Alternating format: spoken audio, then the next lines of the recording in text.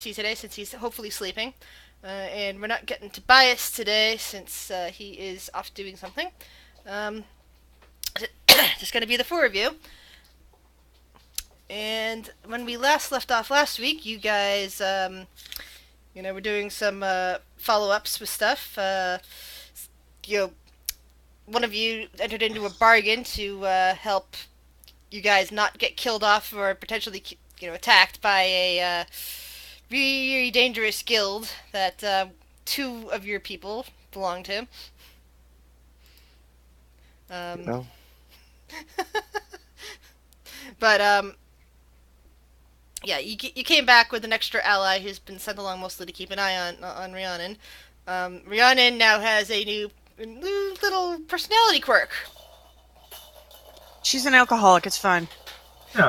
Yeah, she'll be fine. It's fine. Ruther stopped being drunk and Rhiannon Well, started. to be fair, Ruther still It's drinks spreading. but he now also drinks Contagion. tea, so tea is good.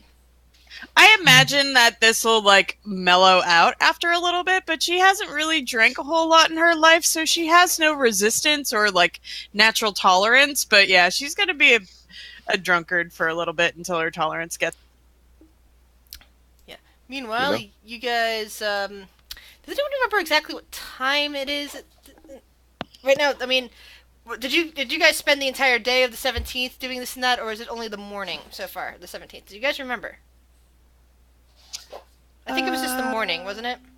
Yeah, I mean, You had breakfast. Didn't do much. You had breakfast. You went to talk to Lograth.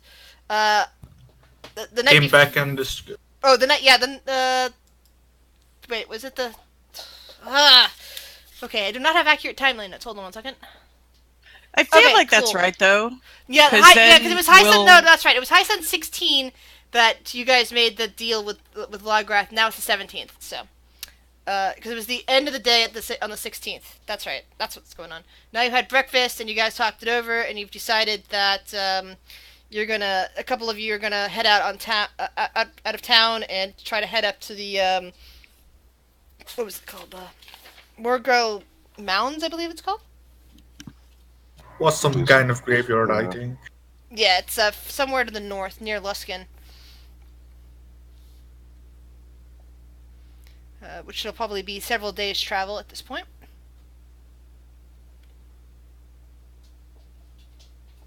Alright, this is weird.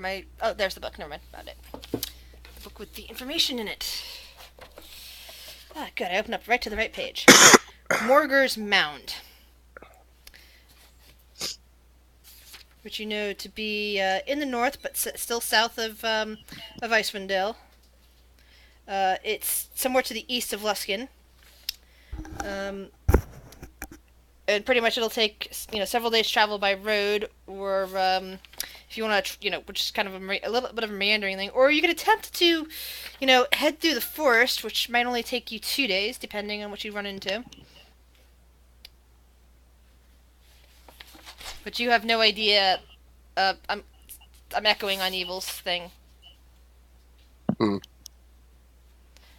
But you have no idea what dangers might lurk in the woods, and you've heard rumors of potentially a dragon somewhere in the woods. Fun.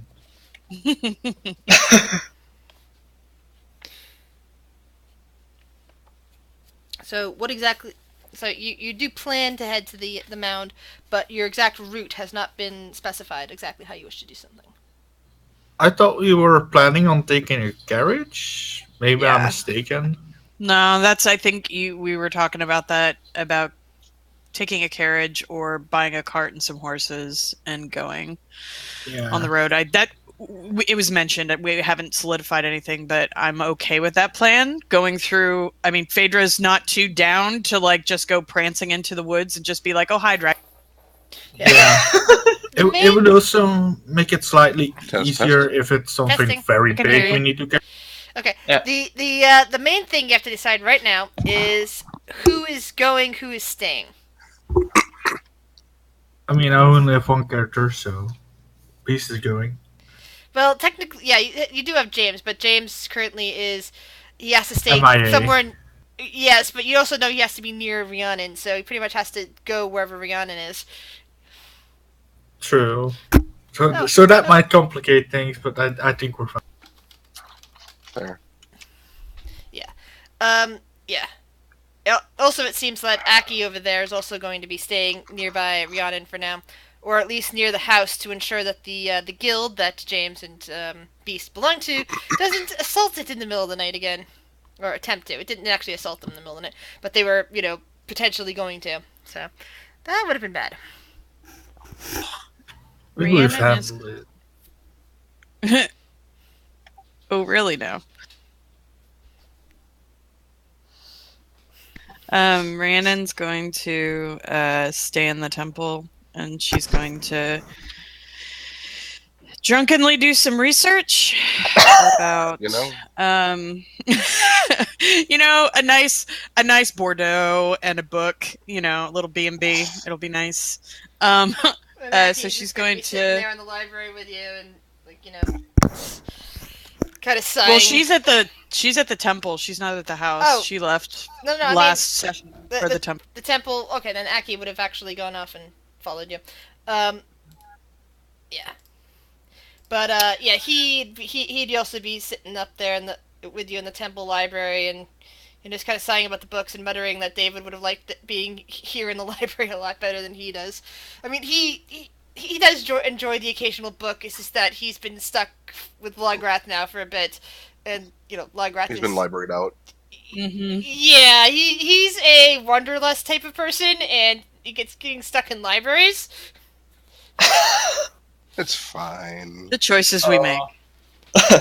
And yeah, Gelmil's probably, like I said, he's staying around that building, basically. Aw, and Vax is now back up on the books. I don't know if this matters for you, Grizz, but she's going to look up information just regarding all the stuff that Lograth told her. So she's going to look up interdimensional research, anything about mirror dimensions, things like that. So she's going to... All right. That's what she's Roll going to... a history check, then. Oh, I do not have that. So she's still at disadvantage for the day, so this will be fun. Yes, because you are drunk. You haven't learned to weather drunkenness well enough yet to roll anything but disadvantage on drunk checks. Oh wow! Hey, Jesus, not too bad. I mean, she's got a +9 for history. That's fair.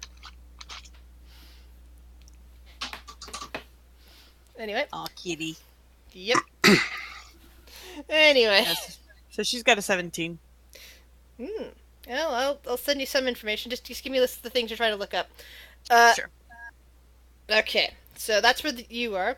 So Shiori and Phaedra are the ones heading out to on the mound. Yeah, and I will put this out there because the characters would know this, because Shiori had mentioned that she'd been in that area. So if they want at any point to break off into Taurus, she probably knows that area if they want to. All right. She would know where a dragon is because she didn't see a dragon, but You know where the mound is based on your knowledge of Luskin. Oh, what is this? Viren's coming? Yeah, Yes. Viren also has knowledge of that area. he's a necromancer. Yes, and additionally he has knowledge of the area, so... I am not a necromancer around Phaedra. Around Selective necromancy. Like Phaedra's a paladin! Toggled necromancy on and off. Yeah, that's how that works. Viren is also very squishy. He's only got 22 hit points. Hey, Oh my. he's got one less hit point than Camille. He has like a third of mine.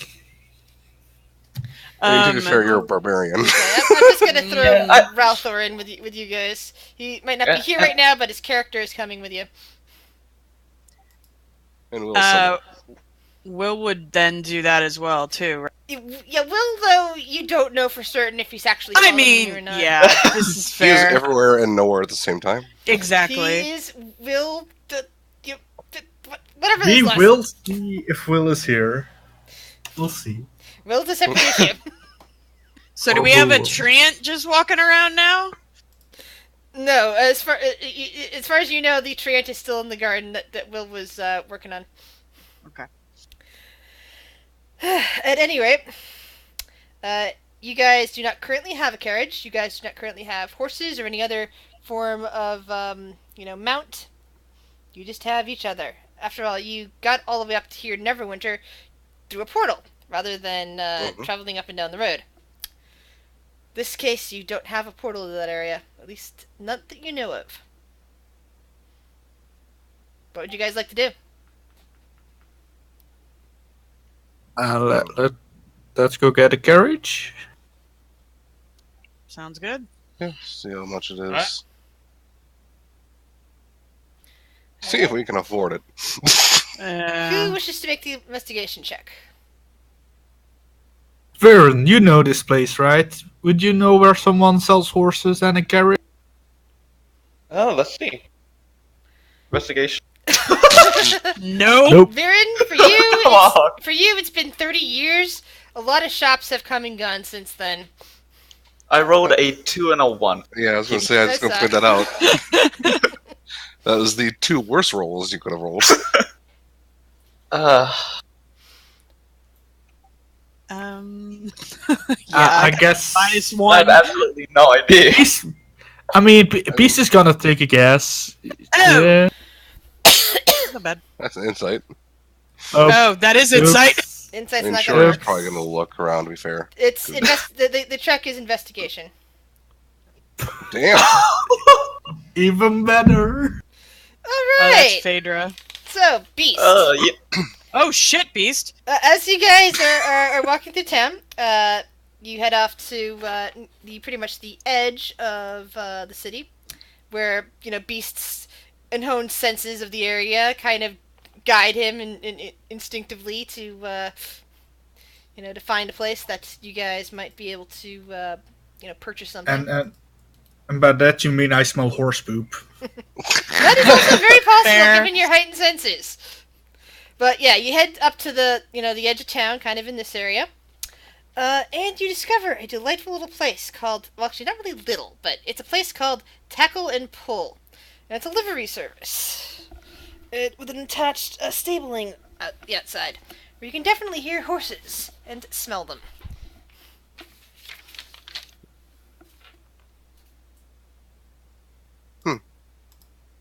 Oh, this looks good.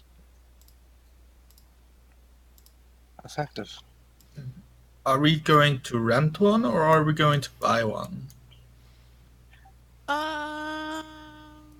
Probably rent. I don't think we need to buy because we can try to get back via other means. I don't know. Funds are running a little low. Yeah, let's just rent one. True. It'd be cheaper, long run. Mm-hmm. So Phaedra will go up with Beast, I would imagine, since he's leading the way. Yeah, sure. I'm seeing Molly find any feedback. Just kind of keeping an eye out. Alright. Viren will follow up behind as well. Just to keep an eye out, just so I know how well she's keeping an eye out. That's decent. So, as you enter into this particular shop, it's large. It also smells again of a bit of horse poop that people might have tracked in here at some point. There are shelves filled with the feed bags, and on one wall there's various saddles and reins. There's also a selection of axles and wheels for wagons.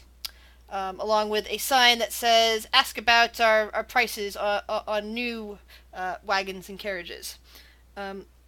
Behind a large counter is a human male with a large red bushy beard and short cropped red hair. It's somewhat graying at the temples. Kind of grins widely at you. "Ah, welcome!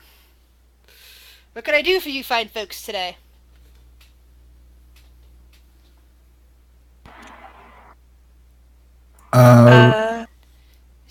Phaedra looks at Beast. We're looking to rent the horse and carriage. Would that be possible? Oh, rental prices. Okay. Well, Oh, let's see here. And he pulls out a leather book from underneath the counter and starts flipping through it. Let's see. Price to rent something. Well, are you looking just for horses? You looking for a carriage? Do you need to, put much on it? What do you need? What do you need exactly? Probably just a carriage for around, I would say, 6 people and some cargo, and a horse to pull it. How many days are you planning on?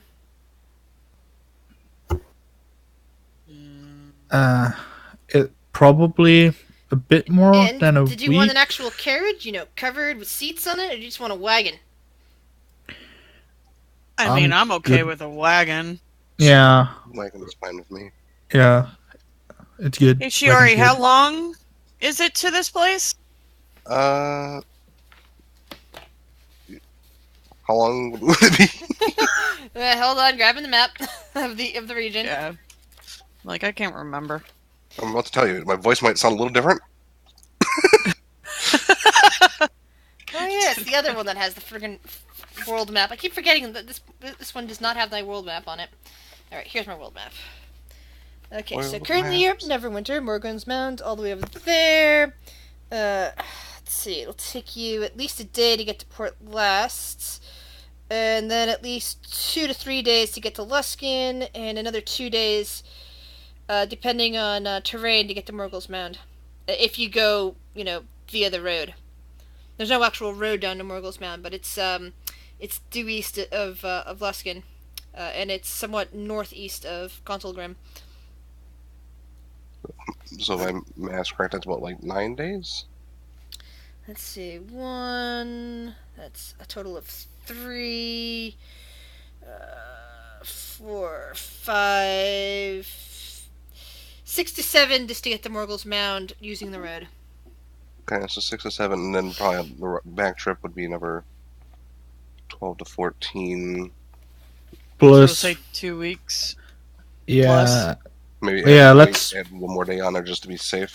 Mm-hmm. Yeah, add a day or two because we don't know how long we'll be looking there. Agreed. It might just be a smash and grab, but we might be digging for a day or two. So. Or if we get stopped along the way as well. You're planning on some sort of excavation, are you?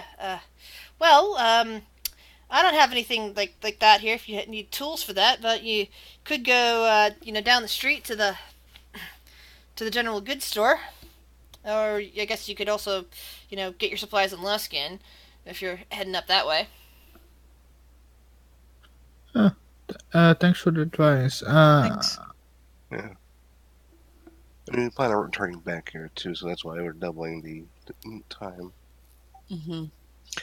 So, 16 days, y'all think? Yes.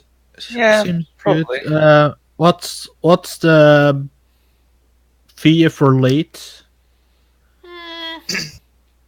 Is there like added cost to that, or is it just we pay what we owe? Well, let's see. You'll need probably 2 good draft horses. For rental, that'll be that much. She starts calculating. You'll still need to buy them food, of course. Food per day isn't a rental thing. It's just per day. So, if you're going, let's see, you probably want at least 3 weeks worth of food just in case. So that'll be 3 weeks. He starts calculating. Let's see.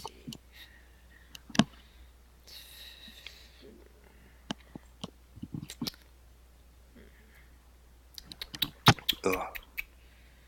Let's see, probably more like 20 days worth of food. That'll be sufficient. Yes. So you'll probably want 10 gold worth of food for the horses. Oh wait, he says that's right, 2 horses. Duh, that's 20 gold worth of food for the 2 horses. He grins. Sorry, I was looking at the wrong listing. Let's see. The rental fee includes includes tackles and reins and all that sort of thing. And he looks up at the group of you. You are, at least one of you is proficient in guiding these horses, correct?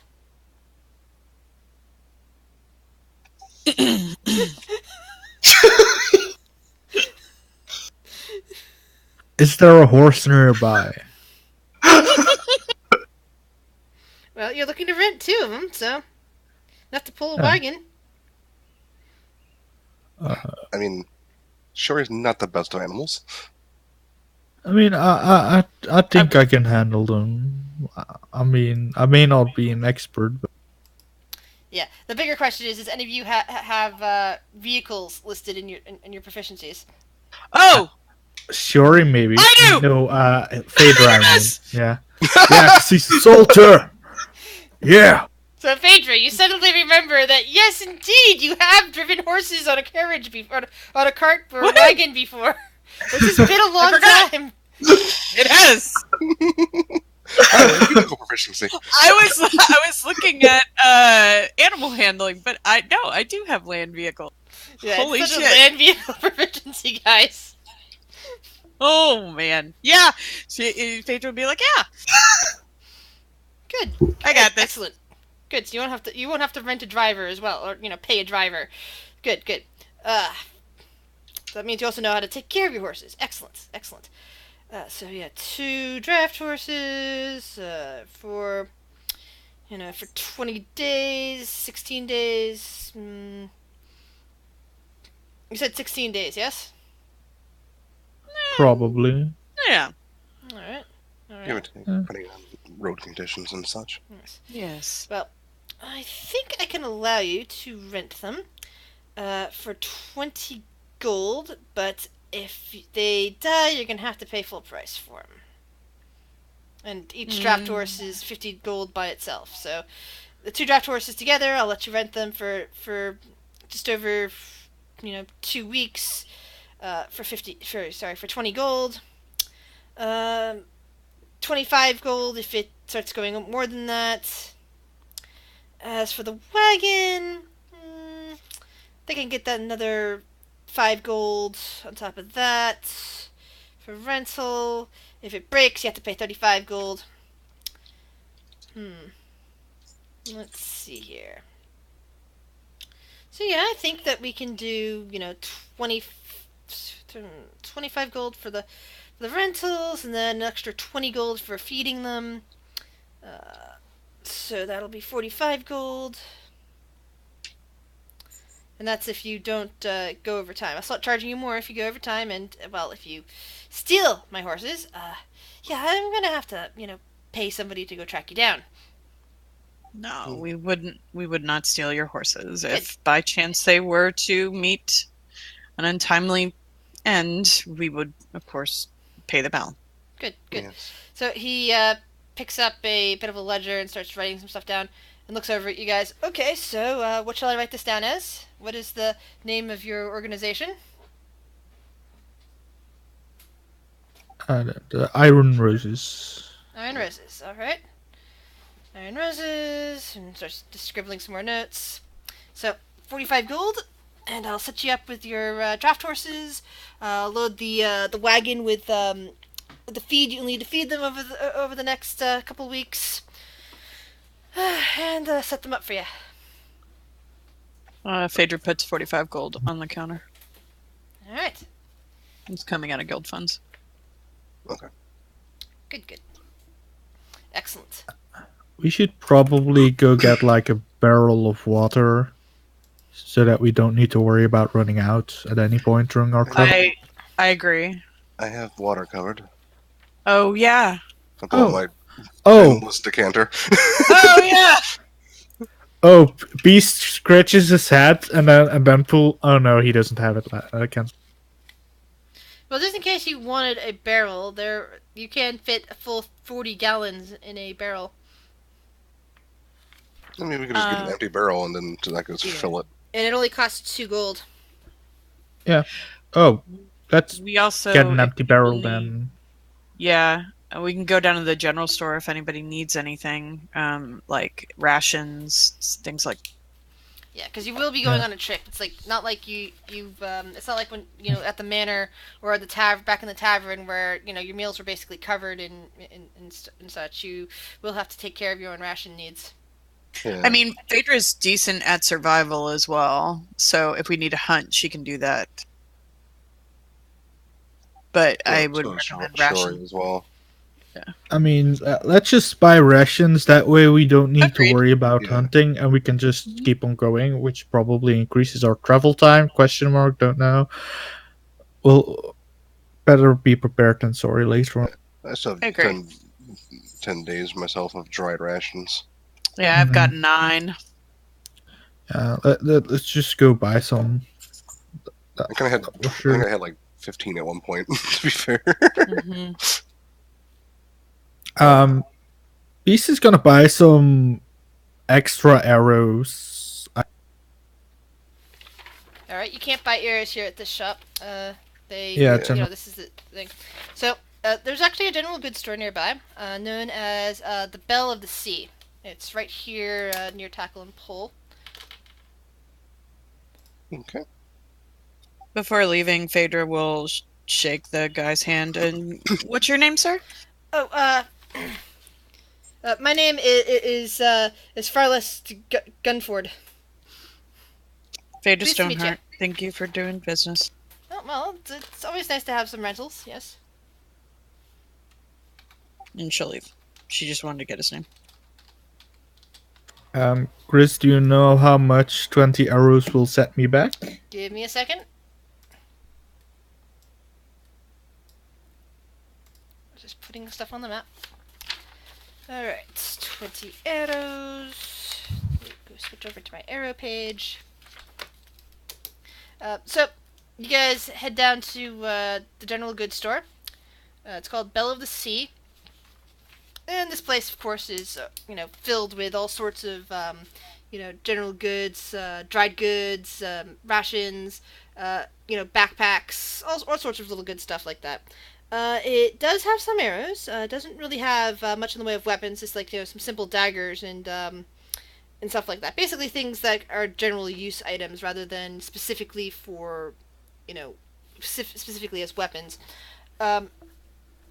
Behind the counter is a somewhat short female tiefling with beet red skin, and she kind of smiles a little bit at Ralthor because fellow tieflings. And then glances over at the rest of you and says, what can I do for all of you? Just rations for me. Yeah, I need rations as well. Well, we got plenty of that. Me too. Do you also have? Would you happen to have 20 arrows? We've got some arrows, yeah. A lot of people like using arrows. And she kind of gestures over towards a nearby, not rack. It's not exactly a quiver either. It's kind of it's something that looks like a large version of a quiver, but it's like filled with various arrows. Oh yeah. Take what you need. You can set you up right here for selling stuff.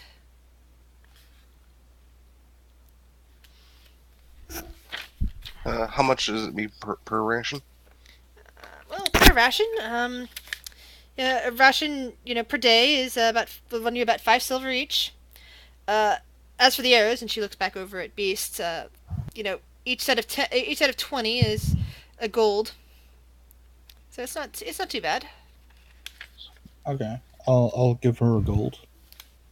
I'll give her 5 gold for 10 days of rations. Rather go over than less. I'm in the market for some shovels. Oh. Well, shovels are always nice. And she, gestures towards what looks like a bit of a, well, I would say like, a home gardening section, which, has like shovels, some pickaxes, and bags, which, burlap sacks that seem to be filled with manure. It's thankfully far enough away from the rations that they're not crossing each other. There are also like some small little pouches that seem to contain seeds and stuff like that. Perhaps a pickaxe wouldn't be a bad idea either in case. Yeah. Why not? So how many should we get? I'm obviously. I'm thinking the more people, if we have to dig, the better. I'm thinking 2 of each. Yeah, two shovels and 2 pickaxes should be fine. Okay. I mean, digging with more than 2 people or working a pickaxe with more than 2 people in a confined space is hard anyway. So Yeah, agreed. Okay. We'll take 2 of each for the pickaxe and the shovel, and right. then Well, each will run you 2 gold, so that's for 4 of them. That'll make you 8 gold. Okay. She'll take 8 gold out of guild fund. Oh, you haven't bought the barrel yet, but I guess if you're adding the barrel on, because there are barrels for sale, it's 2 gold per barrel, and each barrel can contain up to 40 gallons of liquid, 4 cubic feet solid. I think 1 barrel will do it. What do you think, guys? yeah, I mean, 1 barrel is good enough. I mean, we got water covered. It's mainly maybe if there's some other interesting liquid, I don't know, might be handy. Well, it also wouldn't. Well, we don't need to talk about this now, but I think filling it up would be a good thing. Maybe we'll fill it up on a cart. Yeah. I need also just about 7 days worth of rations. All right. I guess 10 to just be safe. Yeah. Well, that'll be 5 gold for 10 days worth of rations. Okay. I'll take 6 days worth of rations. So that'll be 3 gold. I'll take 10 days worth of rations as well. 5 gold.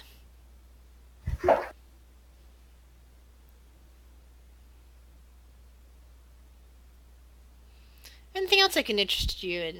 Do you have enough tents, bedrolls? I mean, if you're planning on a trip, you make sure you're completely outfitted and everything you might need. What about candles and torches? Do you have enough of those? I have 8. I don't need them, so I'm fine. Neither do I. And how's your water skin situation? That's Covered. You're gonna need to cook anything while you're away? Covered. Okay. I've got my mess kit. Okay, Same. good.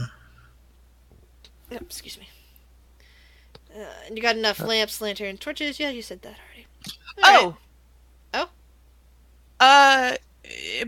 I know this might be a specialty item, and I know this might be reaching a little bit, but one thing that I know isn't in rations that might be nice on the road. Do you have any tea? Tea? Yes, actually. I think I have a few bags of tea. Do you have a specific brand in mind? Or just general tea leaves? Anything new and exotic sounds good. We have many members in our party that enjoy a good cup of tea. She goes, to one side of the counter and looks over towards where you see basically, food and water skins and rations and stuff like that are all are all currently being kept. There's a few little pouches over there. There's a a nice general tea that'll help you wake you up in the morning. There's a kind of a local tea that some people come and harvest from the from the woods in the north. We're kind of calling it the always warm tea. She laughs. Yeah, because it's always warm around here. Beyond that, there's some tea from far to the south from Chult, but I imagine that's really expensive. From Chult, you say? Really, I mean, that jungle special. I mean, it's so far away, but some of the lords and Lord Neverember himself happen to like some of the richer stuff, and it's nice to stock a bag or 2 here and there. Okay. I would like a little bit of everything. Just one of the jungle special, but if I could get probably, I don't know, a bundle of the breakfast and a bundle of the always warm as well. Well, a bundle of the breakfast is about 5 silver. I mean, sorry, 5 copper. The bundle of the ever warm is 5 silver. The the Chult blend is rather expensive for tea. It's actually 2 gold per pouch. God damn! Holy crud. That's expensive. Wow. Okay. Well, I will take a bundle of the breakfast, a bundle of the always warm, and I will take a bundle of the Chult just for funsies, because I'm curious. Oh my. Oh my. Shit better be good. One would hope.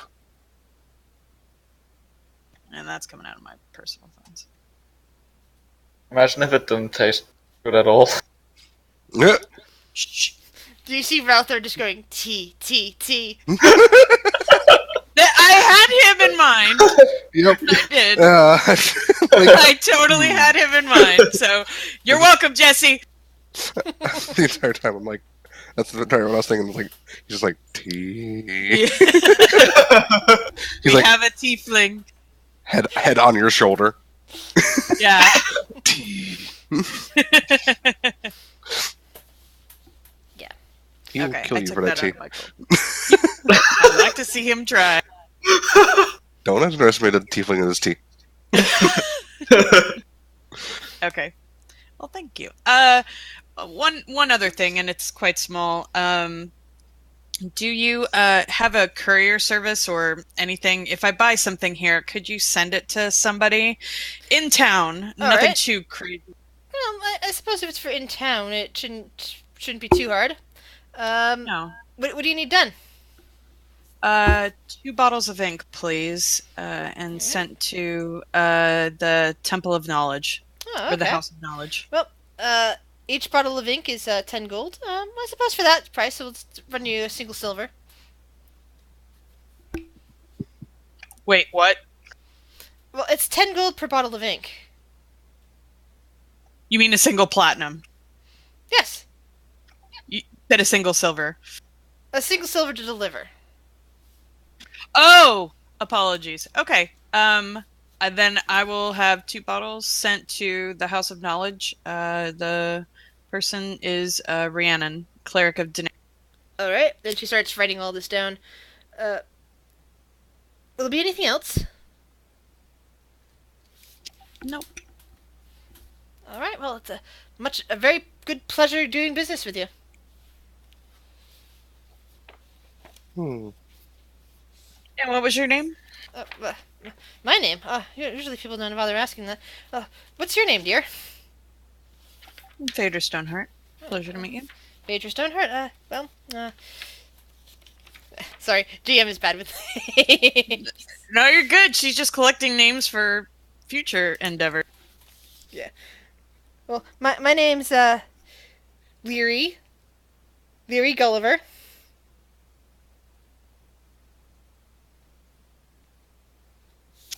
Pleasure meeting you, Veery. Have a wonderful day. You too, dear. Well, we ready, guys? Of course. Let's just hope we're not too late. Let's hope we can get this done fast enough. Mm-hmm. We head out. And by my calculations, it would take 48 seconds for her to fill that thing. And now I Before it notice that I goes. have one map that I forgot to add to this game when I was doing stuff, and that is the friggin' world map. Because I had the world map all set and settled in the original On the Road game one we had before I updated with the Dungeon of the Mad Mage information. But I forgot to add it to this version. So I will be adding that right now. Please give me a minute. I'm gonna go grab coffee while that's being done. Be right back. Okay. Yeah.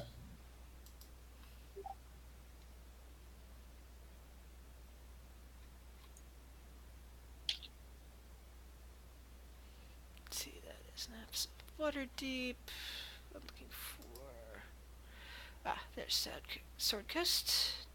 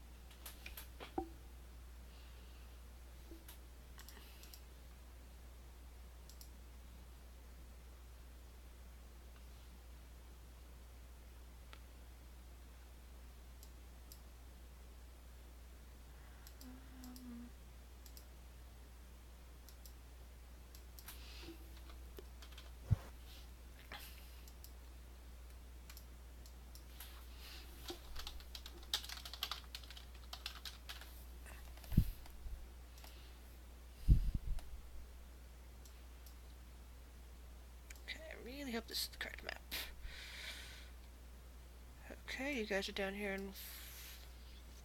Oh, nope, I'm thinking this is not the right map. Damn it.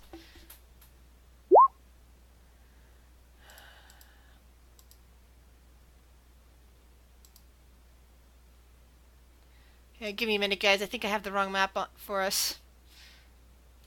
It's alright. Take your So time. I'm looking at it, and I'm looking at... Oh, no, never mind. That's right. I was looking at the map in my book, not the map that I used before. Never mind. No, this is the right map. It's just that it doesn't have all the locations listed on the map, according to the book. But,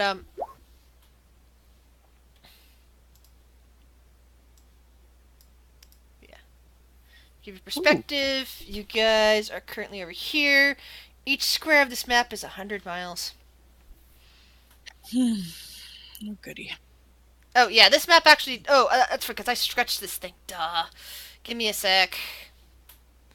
Let's see.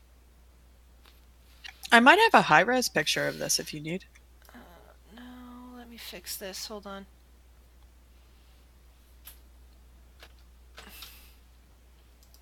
No, I know why why my map...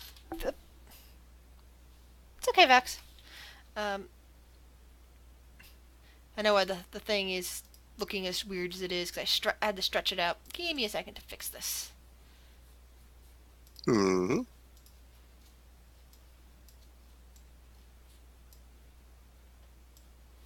Hello, sweet boy. Whoa! Don't fall. Aww. You wanna come lay on the book? Take a look. It's in the book. Reading Rainbow. Yeah. Reading Campo. Okay. It's no longer... Oops. Alright. So, let's see. That's... There we go. That should help.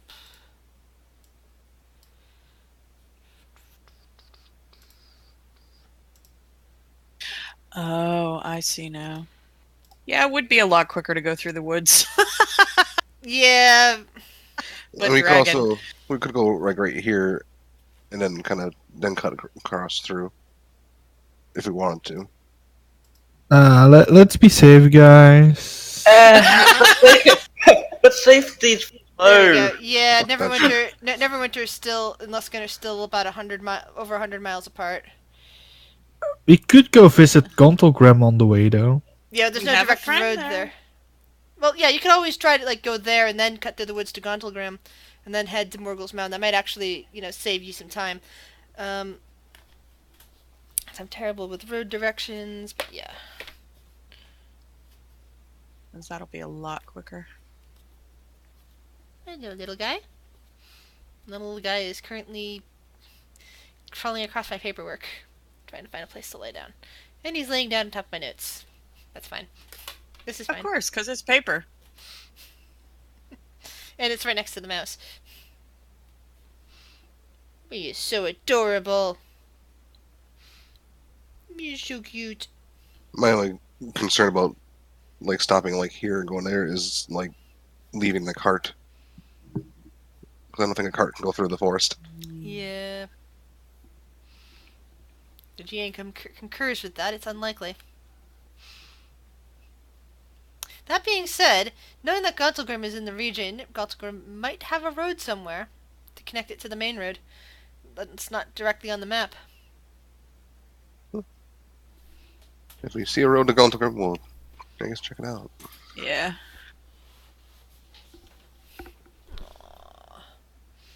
Dwarves and their roads. Yep.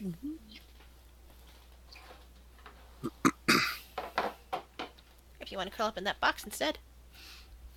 Box is cute. I don't want to have my hands moving across you. Alright.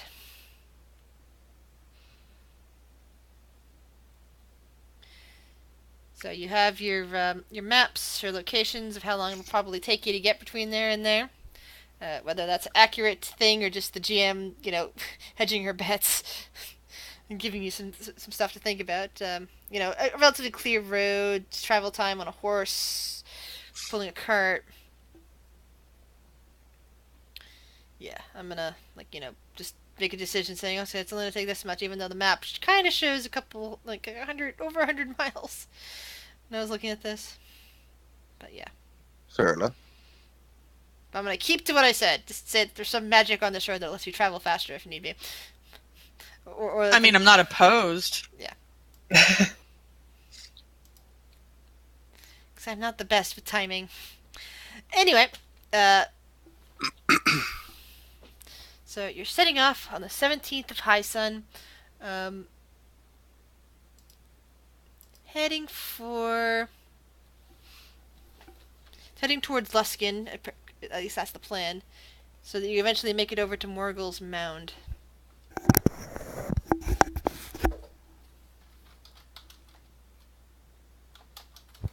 So we have Phaedra running the ship. Not ship.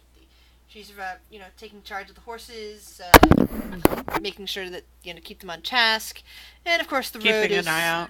Yeah, it's pretty easy to navigate because it's a nice straight road, all the way flanking the water. It's not directly the water. It's like if you look off to your west, you do eventually see waves in the ocean. Yeah. It's quite pretty, quite westful. Phaedra, being that you're, keeping the horses and, keep driving them at a decent pace so that, you're not actually, you're not going to fall behind. You're going to take some good time. You're not going to take too much time here. You're going to need someone else keeping an eye out for things that aren't directly in front of you, like, anything that might be off to the side, keeping track of stuff that isn't a direct threat in the middle of your road, I'll do that. Like Phaedra, I assume that you're keeping control of the road conditions and everything like that, but you wouldn't necessarily be paying attention to, what kinds of people you're passing by, anything that's going off to the side of you that might potentially threaten you because you have to keep your eyes on the road, that sort of thing. So Yeah. Shiori, you're taking that? Yeah, she's always on alert anyways, so... do we roll perception? Yes, and Shiori, you can roll your, your vehicle check. You and Phaedra? For Phaedra, sorry! It's okay. Oh, person! So I have it to, pick the attribute. What would you like for that? Let's see. Animal handling, that would probably be either... the vehicle handling, that would probably be either charisma, given it's dealing with animals, or intelligence. I'm going to go with charisma because it's in the positive. It's a 0, so we'll go with that rather than a -1. So you're trying to encourage the horses to move. Good. Good for you. Alright. This is fine. Yeah, the horses seem to be listening to you well enough. Like, they're not, pulling off the reins and trying to, pull your cart off into a ditch or anything like that. And, let's see, Shiori is kind of looking around and all that. It's currently a clear day as you have set off on your trek. Relatively, yeah. Shiori, since you're the one... Do I need to roll a... Shiori, since you're the one paying attention to things, roll me a 1d20. Okay, no. Ooh, my voice is really bad. Ooh. Yeah. Yeah, it's a relatively uneventful day. The sky stays clear. You guys, eventually get towards evening. The horses seem to be tiring. Am I rolling perception for the road at all? No, that's what Shiori's doing. I didn't know. Okay. Yeah, you're basically paying attention to the horses, making sure they're guiding, and you notice, minor things in front of you and using passive wisdom for a lot of that. Versus Shiori, who's paying active attention. My passive wisdom, just so you know, with that shield is 19. Yep. Yeah, that's why I'm not worried about that. Jesus. Just let you know that she's always, looking out. And I will be right back because I have to go use the bathroom real quick. Alright. Passive 19. Lord. That shield is awesome! That better be for the price that she paid. I'll be right back too. And it doesn't need attunement as well, which is crazy. Oh hell! Yeah. I know, right? I literally, I'm like, Chris, is there a shield that doesn't require attunement that could just help with the defense? And she's like, here's this. I'm like, okay. Yeah, magic shields are good.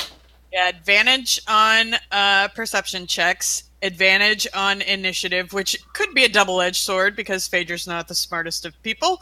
Fair. And then passive goes up, and then regular initiative goes up because. Don't worry, I got your back. If you do stupid stuff, I'll do stupider stuff, and I'll Yeah, you have advantage too. So, because barbarians, right? I don't think I'm that high level yet. I thought that was only level 7 or 6. I'm level I think 5. specific build. Yeah, that's right. Is anybody's voice super fucking latent? Like, I'm in the red right now. No, I mine's don't green. think so. Mine's green as well. I'm okay. I'm gonna Green. disconnect and reconnect. Okay. Actually, I'm a bit surprised I'm still in the green. I'm usually in the yellow. Yeah. Yeah, Hey. that's fair. It's great now. It just keeps dropping. It's weird. Yeah, I don't think Discord's red, yellow, and green system work really well because I've been games where I've been in the red and I had no problems, and there have been times that I've been in the green had and problems. I had yeah. Yeah, I've had that a lot. To be fair. Okie dokie. But yeah, so I really hope that we find the giants. yeah. You just want to smack something with your new thing. Yeah, I've had this axe for a while now, and I still haven't fought the giant yet. Like, as soon as that, like, came back around on, like, things to do, like, Beast was like, oh yeah, let's do it! And that's Beast. James is like, Yeah. yeah, no, thank you, I'm good. Beast is like, I want to go smash something. And to be That fair, seems like fun. Shuri is not actively going to be looking to like go after giants. Not after the last time. Yeah, true, but I wasn't there. I almost got murdered by a statue. So like, Yeah. I'm aching to get some dignity back. You know. I mean, to be fair, this time at least they all have disadvantage against me. So there's that. That probably won't help, but there's that. It'll be fine. Because they still have like a plus 13 or 11 to hit. And I've forgotten that fight whenever Grizz was like, there's no way for you to get up there and disarm the giant. I forgot I have my flying boots. There's totally a way for me to get up there and disarm the giant. There's gonna be one problem though. We won't have naked giants this time because James isn't here to undress them. I mean, there's ways of doing that. Yeah. Why is this number one on the plan?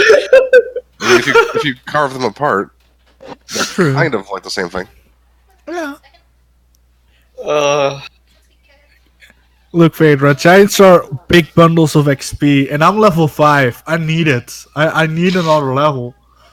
I'm like, oh, giants, yeah. Also, big bundles of fuck you, I'm gonna squish you. I'm a barbarian. I don't care. I run into everything. I'm dumb. I run into anything. Yeah, to be like fair, it's like who? he does have resistance to damage, so there's that, and a lot of hit points.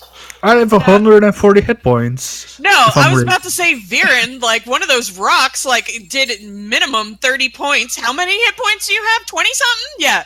22. Whoosh. Yeah, Viren, just don't get close. You know.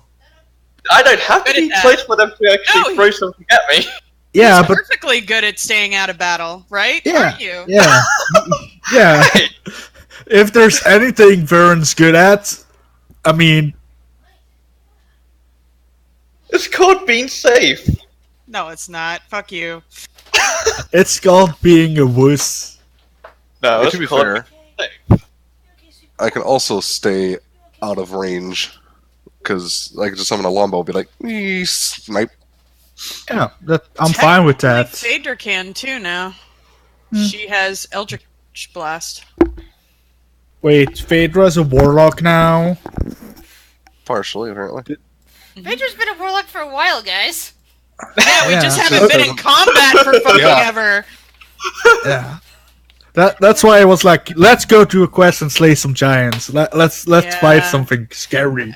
Yeah. Instead of like puny cultists or something. You've like, literally done RP for the last like 3 months. Granted, we were handed like, go do this, and we were like, no, let's discuss this for a week. Nah, this is true. Nah. Yeah. I mean, every time I try handing you guys, it's like, you guys can go do combat stuff if you want. Like, nah, we're good. Yeah. Okay, that's up to you. Come on. Jam, roll a random encounter dice. Go. What do you think Shiori just did? We want to kill something! Yeah, we're on the travel roads. Yeah. We're bloodthirsty. We're on the road, Hey! Yeah. So, finally. Title sequence. Yay. Finally, we can use the title sequence. Wait, how long? Well, side note, while over we're a in year. It's been While over we're in a the- year. This game's been going on for over a year, and it's like the first time you've done an actual road trip outside of the Feywild. You know? Before we like get into any shit, Phaedra's gonna give everybody one of the healing potions she. Oh, okay. I'm gonna use those. Yeah. I don't think I'm gonna have a chance to They're use just those. basic.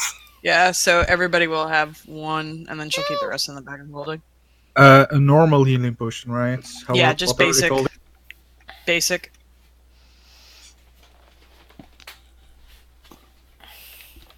Okay. Yeah, he's very squeaky. He's a I kid. have 4 basics. Anyway, so you guys, you are now there on the map. Horses. It's the first night. Everything seems to be good. You've seen a few other travelers coming up and down the road. Just some basic wagons. It seems to be a fairly well done, well traveled road. Not too much trouble here. So each of you mark down your rations. It is now the 18th.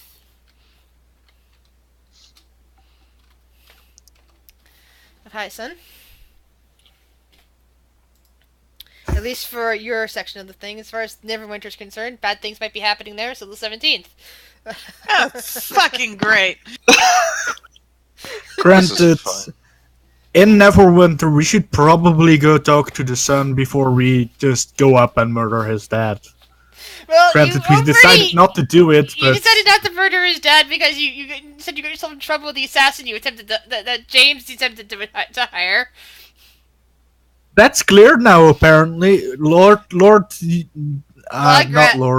Lograf took care of that. Yep, because... We're fine now. Yep, that's why you shouldn't piss him off, because he has ways of dealing with these sort of things. I still want to stab him, to be honest. Yeah, you can try to stab him. He will be fine if you stab him. Stabbing him really doesn't do much. Anyway, so it's the next day. It's the 18th. We need new checks for Shiori and Shuttle.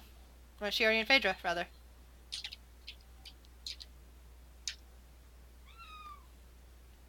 My favorite movie quote.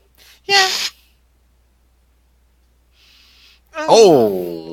Yes! Yes! Passive 19 for the record.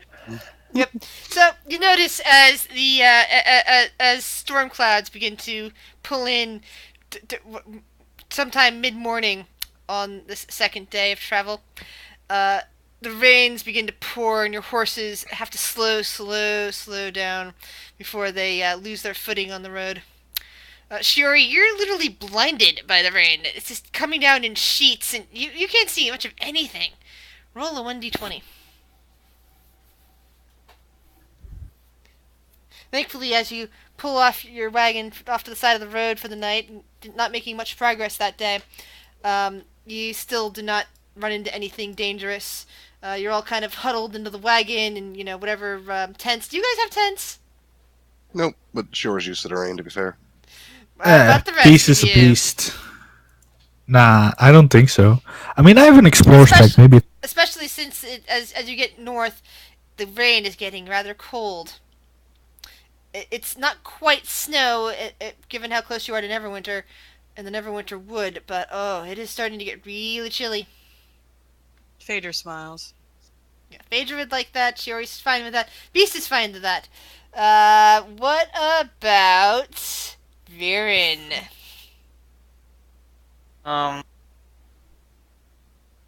Viren doesn't have a tent. But Does he have like a bedroll or something you put over him? yeah, he has a bedroll.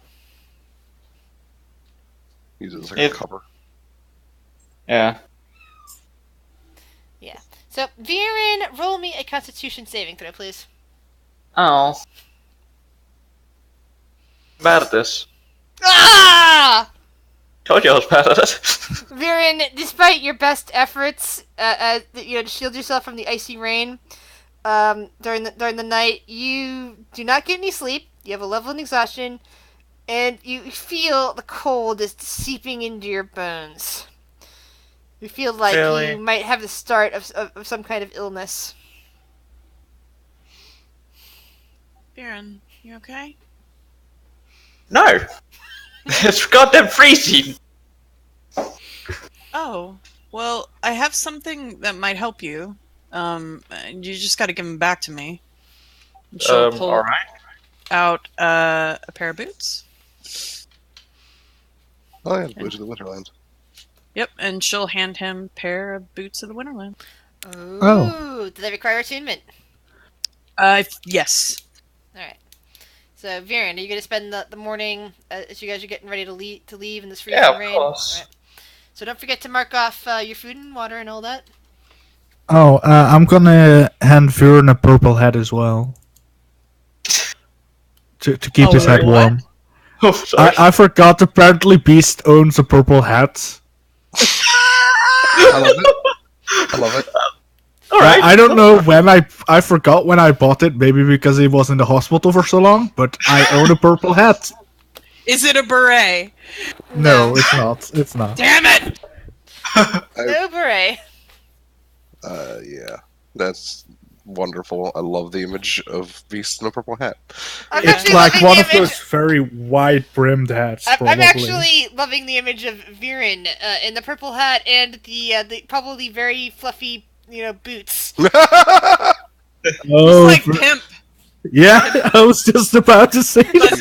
And he's the guy that with looks, the fur. And he's the guy, the pale guy that looks, with the dark, imagine he's got the darkest hair of all of his siblings, and that the face and the I look like I'm going to kill you at any moment sort of feature. Yeah.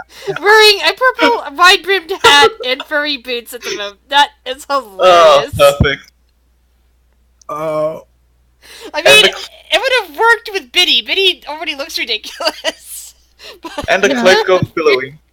Yes, the cloak is billowing. Now I just imagine some weirdly dressed skeletons walking behind him, and he walks. Oh, that would be awesome. Don't you dare laugh. Anyway, so as you guys head along, Phaedra, once again, land vehicles, Shiori, perception. Okay, doing so well so far.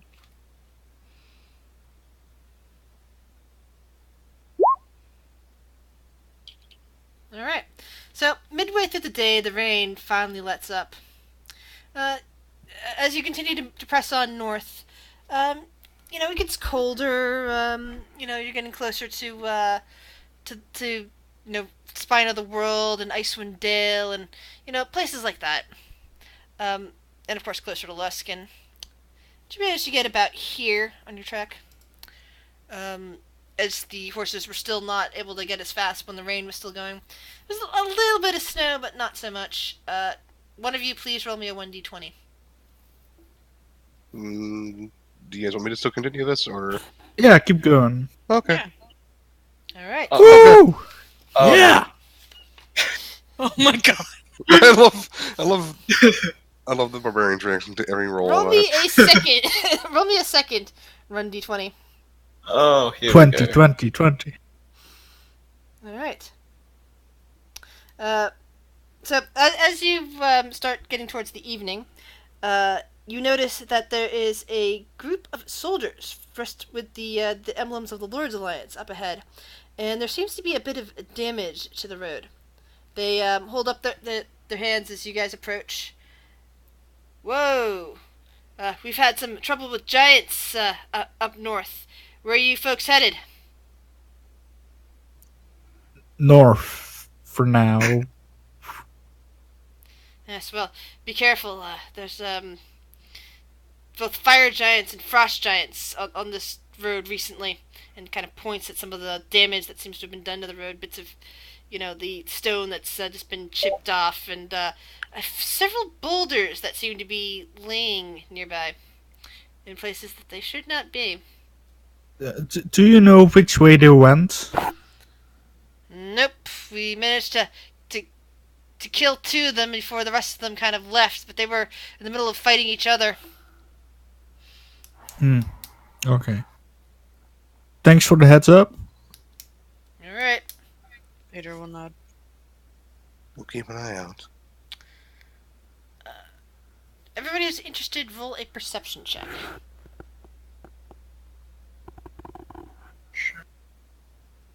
God damn.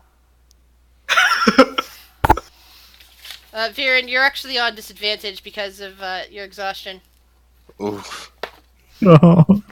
One time I rolled good. Yeah, sorry. You should get better sleep. Phaedra, why do you have advantage on perception again? My shield. Oh, good. That's right. I forgot that the shield did that too.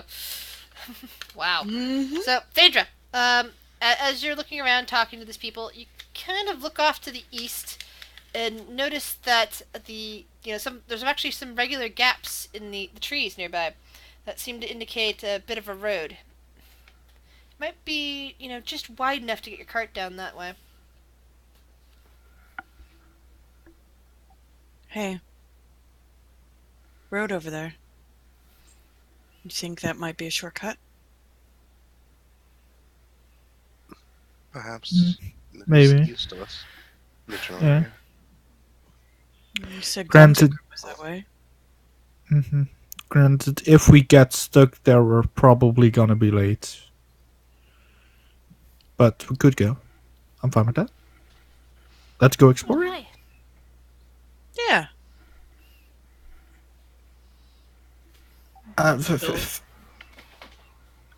What? Vader, you know dwarves, right? I mean, I'm a dwarf. I mean, Yeah, they wouldn't be angry at us and try to stab us, right? I don't know. I mean, if you're rude to them, probably. I mean, I don't. We're noble people. We don't go out of the way to do people harm. Mostly, okay. The greatest vice that we have is greed. Okay. Maybe alcoholism. Yeah. Okay. Oh, I might like them then. She'll lead the. If everybody's in agreement, she'll lead the cart into the. In the. Yeah. No disagreement from here. Yeah. Alrighty then.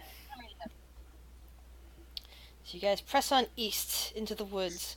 It's actually a bit warmer here than it was on the road itself. As you're getting closer to Mount Hot now. But, a little bit ways in, it's, getting towards nighttime and the horses are tired. Being, into the woods and not on the road, I need to know your, the order in which you guys take watch. Fader can take first. Baron will take second. Sure, I'll take take. third or fourth. I'll take Lost. I mean, the elves can take 2 watches, I think. Yeah, I mean, I'll be up to the third watch, to be fair. So, I mean, I can assist in the last watch as well. Alright. So, each of you roll me perception checks.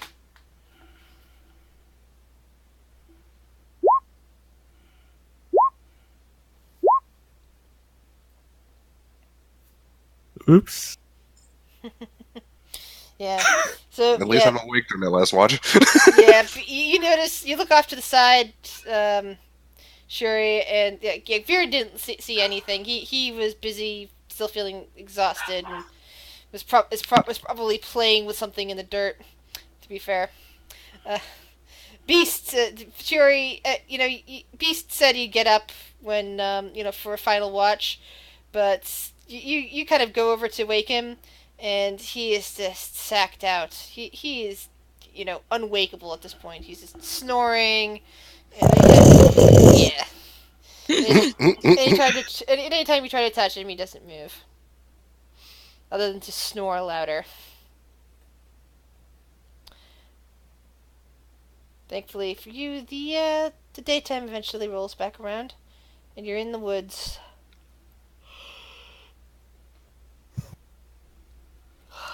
So, Phaedra, at disadvantage, roll an animal. Roll me the land vehicle check. At disadvantage? Yep, you're running through a bit rougher terrain than they're used to. Oh, Chris, can I ritual cast speak with animals? Alright, we have time in the morning to do that. Not too bad. 10. What do you wish to do with speak with animals? I don't know. I just want to prepare to speak to an animal I find in the forest. I don't know. Maybe I'll talk to the horses. I'll talk to the horses a bit. It only lasts 10 minutes. I'll talk to the horses for a bit. I'm like, so do you guys often travel around strangers? They kind of look towards you. Not really, one of them says. Bro, so normally speaking, you have a designated driver?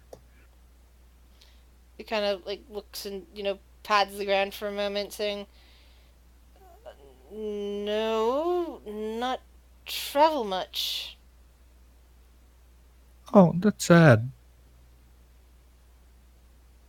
Waiting for people. Aw. I'll pet him and feed him some food. Snort.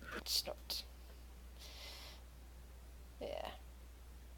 Which seems to help some, and Phaedra just guides the vehicle down a bit. In some warmer weather.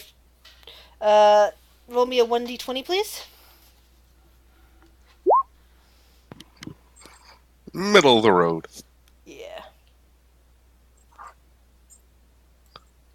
Yeah, roll me another 1d20. Oops.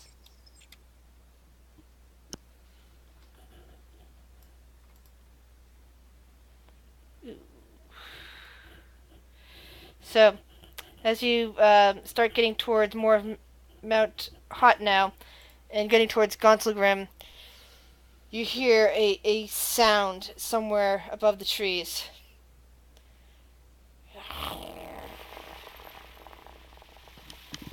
I grab my axe and hop off the wagon, I guess, to walk next to it to make sure my horse friends don't get murdered. Phaedra looks up in the trees. Same.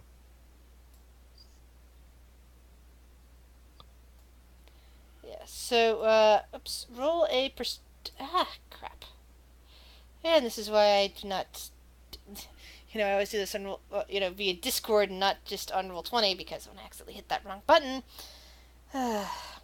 So, roll for me, perception checks. Natural 20. Varen, keeping his state of perception. See, told you this would be that would be the only good roll I would make. That's weird. It's not catching up right now. It's not showing me any rolls. I rolled a natural 20, 24. Alright, I guess I'm just waiting for it to come up then. Mm-hmm. I mean, I kind of just want to roar back at them. Thing. You can if you want to. Sure. Let's. No, I don't, because I want them to come and fight. I don't want to scare them. Beast wants to hit something. Beast wants smash. Yeah. By the way, maybe I can tame it if it's a nice creature, you know. I remember this map. Mm-hmm. Oh, yeah. It's a nice one. An innocent man here.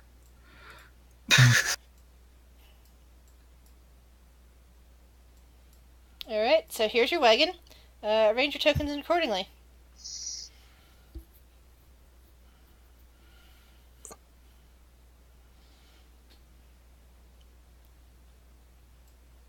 Rothor takes a sip from his flask of tea.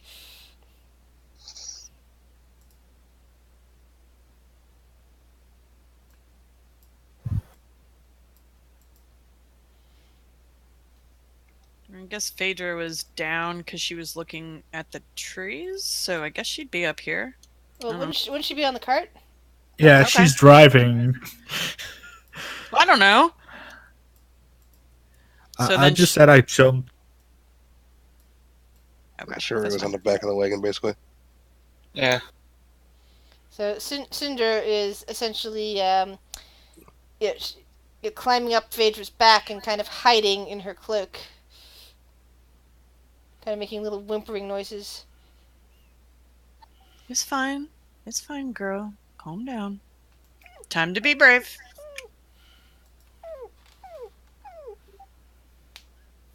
And you hear Will, who you hadn't realized was with you all this time, pipe up and says, "That did not sound good."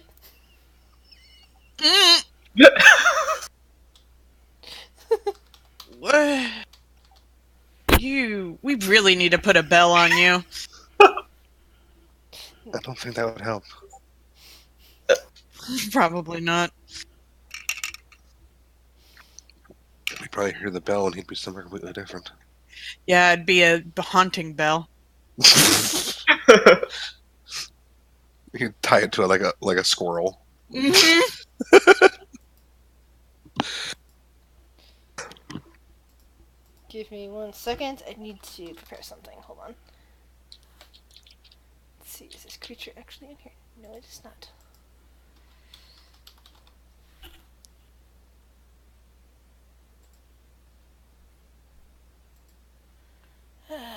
Stupid thing. No, that's not the one I wanted. I hate it when I want to assign something particular and then I suddenly realize, no, we're going to need that. And all of a sudden I can't find the token for it anywhere. Or the setup sheet, or anything like that. I'm going to go to the bathroom real quick. Okay.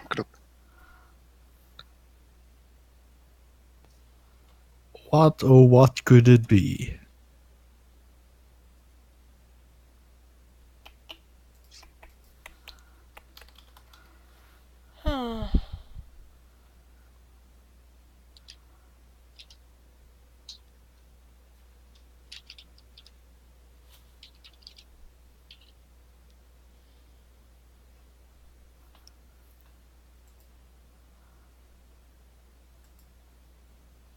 Oops. Okay, let's see. That one looks promising. Let's see about it.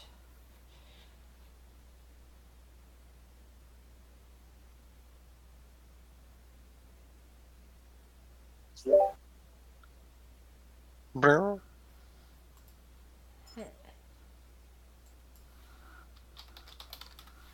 Let's see. No, that's... Why isn't there no token for that? Use this then.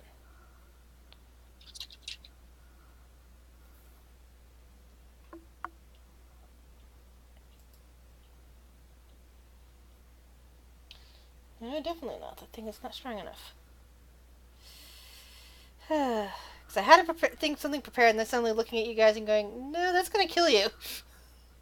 You know? I'm back. You don't know. Welcome back. What's killing us?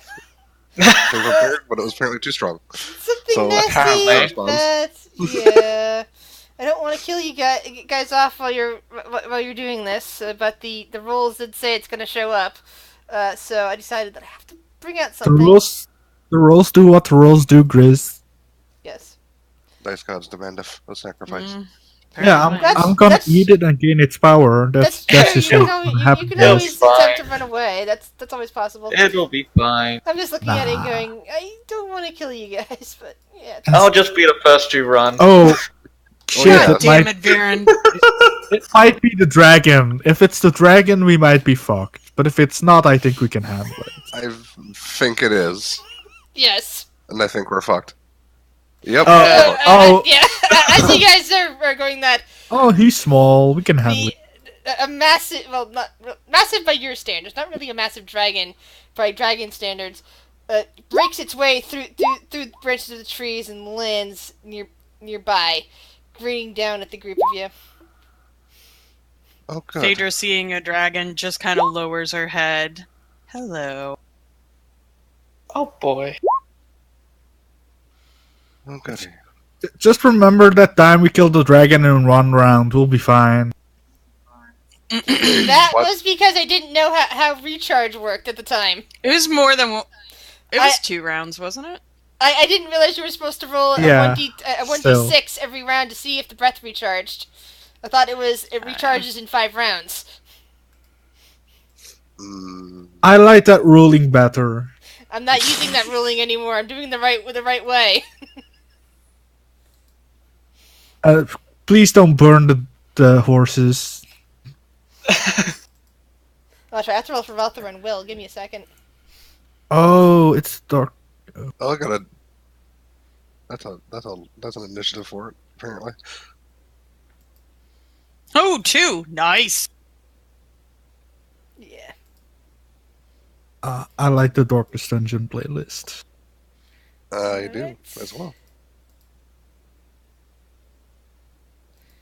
And did you roll for Cinder, or are you keeping Cinder out of the battle? I mean, she can.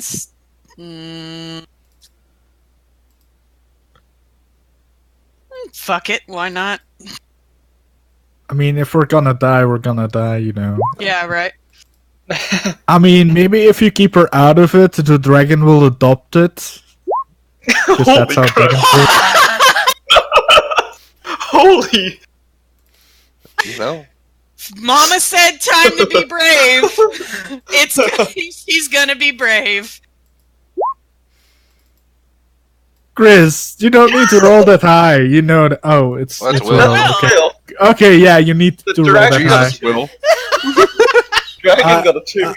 I was scared for a second there. I was like, oh fuck, that dragon's gonna roast us. Dragon rolled a 2. Yeah. We have a full round to kill it, guys. Come on. Scatter from the cart. So we're like, Scatter. Run! Would this dragon be considered a giant? No, not for giant If it's a senses. young, it's a large. No, he's talking about giant as in giant. Oh, your special toy. Yeah, it's definitely not a giant. Dragons and giants hate each other. Nah, they're the besties. So- That's because they're brothers. No, they hate each other. So Will is like, oh yeah, I forgot about all this part. Let's see if you guys has it prepared or not. I don't play druids, so I'm not used to this. Give me a second. Will probably has something. If not, he can probably run and hide behind this giant rock, which wouldn't be a bad idea. Oh, you didn't have that prepared today. Oh well. Yeah, I'm I not mean, sure it's how- a how new these- day. He could have prepared it. See, he has something for this, doesn't he? Does someone happen to... we don't. Like, dragon, dragon, dragon, dragon, and Will jumps off the cart and goes hiding somewhere. It's a good idea. Yeah, you don't know where he is. He's gone again. I mean, that's not new. That's just Will. Yep. He jumps off the cart, and then we lose track of him. Cinder. Cinder's gonna look up with her blue eyes at Phaedra, and Phaedra just nods, and she's going to fly over. And she's going to make a bite. Wait, hold on. What does she have? She has A sting and a bite, I think. The sting does poison damage or something. Okay, yeah. Yeah, she does. Oh, well, the pseudo dragon has a sting, and that's she got evolved. Remember, she lost the sting ability. She instead has the the wing thing with the freezing and the other little things the pseudo dragon didn't have. She started off as a pseudo dragon. She got evolved I don't know what other little things you're talking about. The only thing you told me was the wings. So if there's other things she have, I need to know that. I think it's because I didn't realize that pseudo dragons had a sting. No, she has the the wing freezing. The freezing wings. And what other things? Just the normalish bite. I think it actually is because she moved up a size class. It's a bit stronger. Okay. Yeah. Well, I don't have anything. Oh, sorry. I think I mentioned it a couple months ago now, and then we didn't update the sheets. My bad. The only thing that I was told was the wing thing, and she had the magical resistance and telepathy that a pseudo dragon has. So I don't know what else she has. You haven't told. That was it. I didn't realize that pseudo dragons had stings. That would have been okay. Upgraded out into the wings instead. Okay, well, she's just gonna bite then.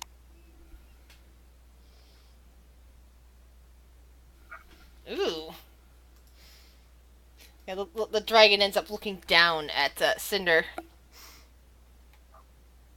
She wags her tail and looks up.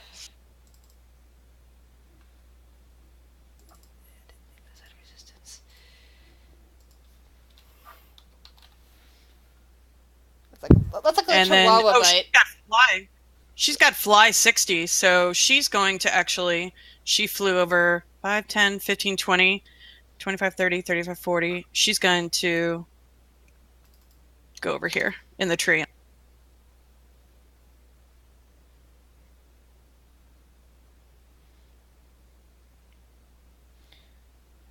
So, Ralthor's like, are we actually doing this, guys?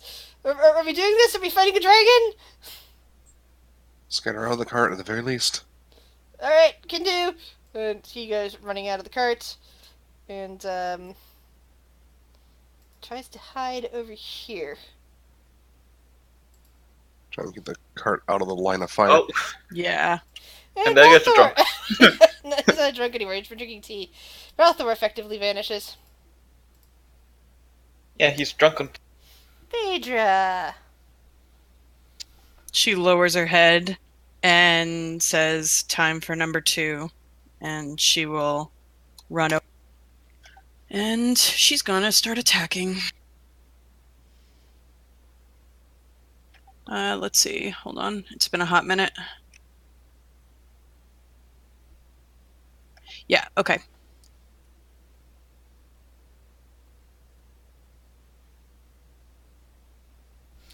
Ooh, nice. And then she's gonna attack again. And is that just the slashing? Yes. Yeah, I can never remember why these things have 2 thingamajiggies on Versatile. them. Versatile. Yeah, I know that. It's just that I can never tell which is, it's confusing me sometimes. That's gonna miss. Yeah, that definitely misses.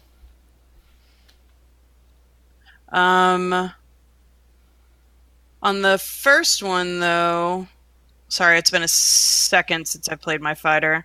She's gonna expend a die. So 1d8 and 2 extra points of damage, and she's going to do a goading attack. So DC 16, Wisdom save. Yeah, can you post the text, please? Yeah. Ooh. Ooh. At me, dragon. And then she is going to go big or go home. She's action surge. And she's taking 2 more swings. Ooh, boy.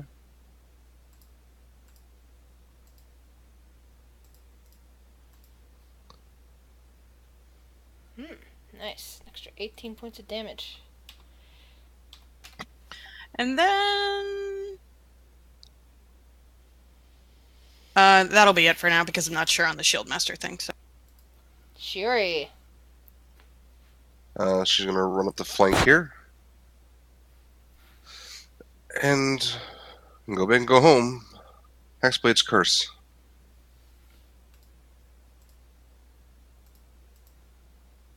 Alright. See if we can do this. And 2 swings.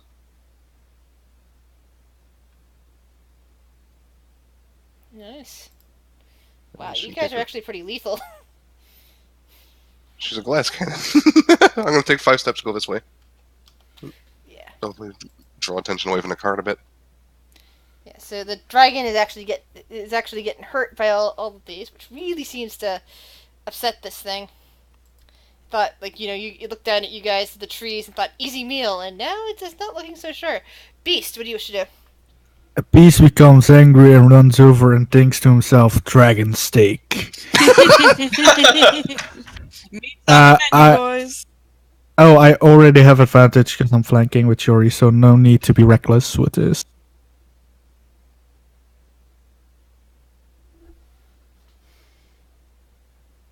Alright.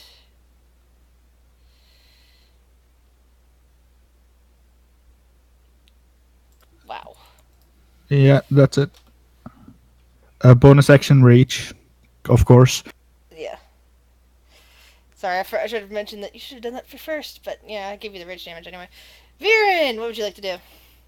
I mean, I said it, I was just double. Yeah. Okay, so Viren is going to go over here and cast Chill Touch on the dragon. Yikes, you guys are really good with your spells. Oh, it also can't heal. That's nice. I don't know if it could heal, but it can't now. Is that in the text? Yeah, Chill Touch prevents any healing until the start of, I think, Viren's next turn? So, the young dragon is going to move, which is actually going to give everybody, let's see, Beast and Shuri attack of opportunity. Actually, I think Phaedra too. Hold on, let's see, where's it moving to? Yeah, it's moving, it's flying up and moving over here, so all 3 of you get attack of opportunity. I'm gonna reckless, because I don't think I get advantage otherwise. I don't think you can reckless during attack of opportunity. Why wouldn't I? Because it's just a reaction. It's a reaction, and you need an action to... It's not a reaction, it's... This is a reaction? No.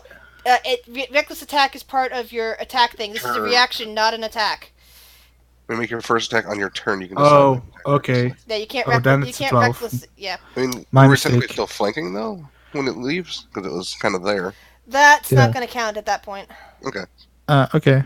So I think we all miss. So it's flying, so that means it's now 50 feet up, angled down. Yeah, all of you missed. 50? Yeah, it has a fly speed of 80. It flew up and at an angle. It's now 50 feet up. It's staring down at you. It expends... Actually, no, it's not 50 feet up. It's, no, it isn't 50 feet up. Never mind. It just jumps over there. I just noticed the cone. It's only 30 feet.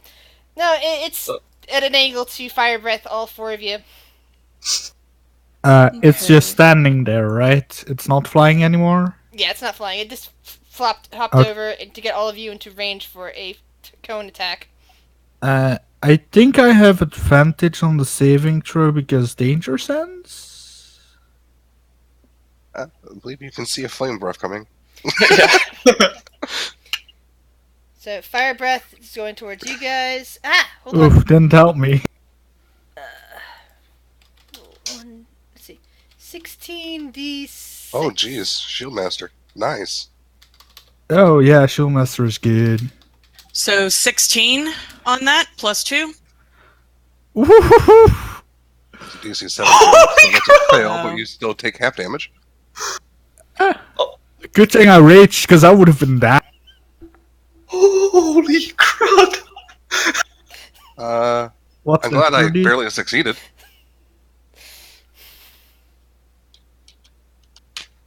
That's 36 damage to me. Exactly Phaedra's HP. But she does take half damage, because of her Shield Master, I believe. Which is good. Yeah, Shiori was the only one who actually saved on that. She could have taken no damage, but she failed. Yeah. I love Shield Unfortunately, Cinder was, turned into a crisp. And is essentially vanished. Ow. That hurt. You hear Valthor screaming from the bushes somewhere. As the dragon kind of looks, is looking at you and grinning.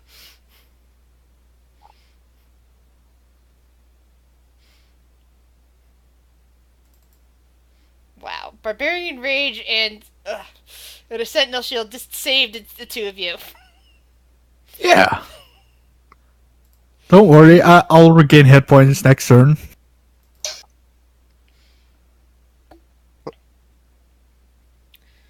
Alright. Will is going to, yeah. He's like, saying, are you guys still alive? Yes, a little hurt. For now. Wow, you all survived! That's good!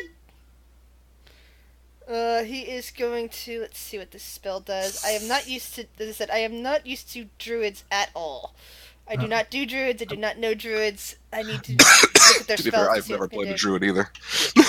just cast Healing Word, Grizz. Just be Healing Word bots. I could do that, but I think he would rather do something else. And so Will, bravely comes out from behind his rock, points at the dragon with his staff, and says, "Oh, now you're gonna regret this for hurting my friends." And the earth begins to rumble underneath of it. Thankfully, it is not flying like I thought it was originally. He's casting something called Erupting Earth at level 3. Jeez. You hear the dragon let out a screech. Ooh, but it only takes half damage from that as it jumps and hops on, flapping its wings a bit. The earth still erupting around it, and it looks like there's little bits of stone now embedded in its feet.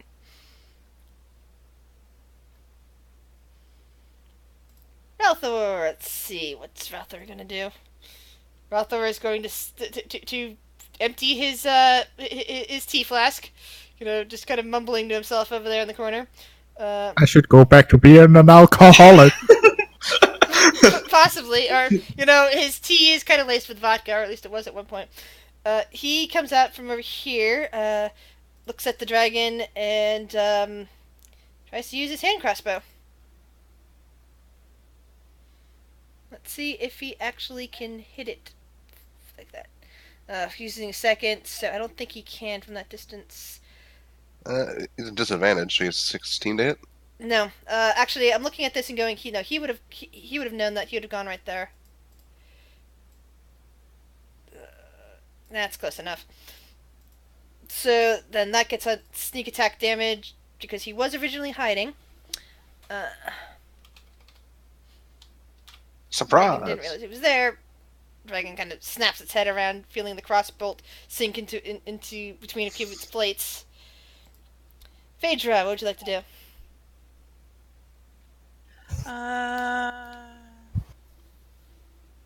She's going to second wind.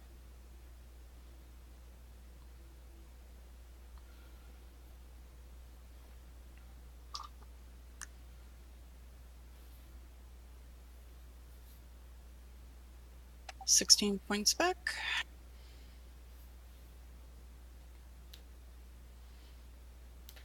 Oh, that's not...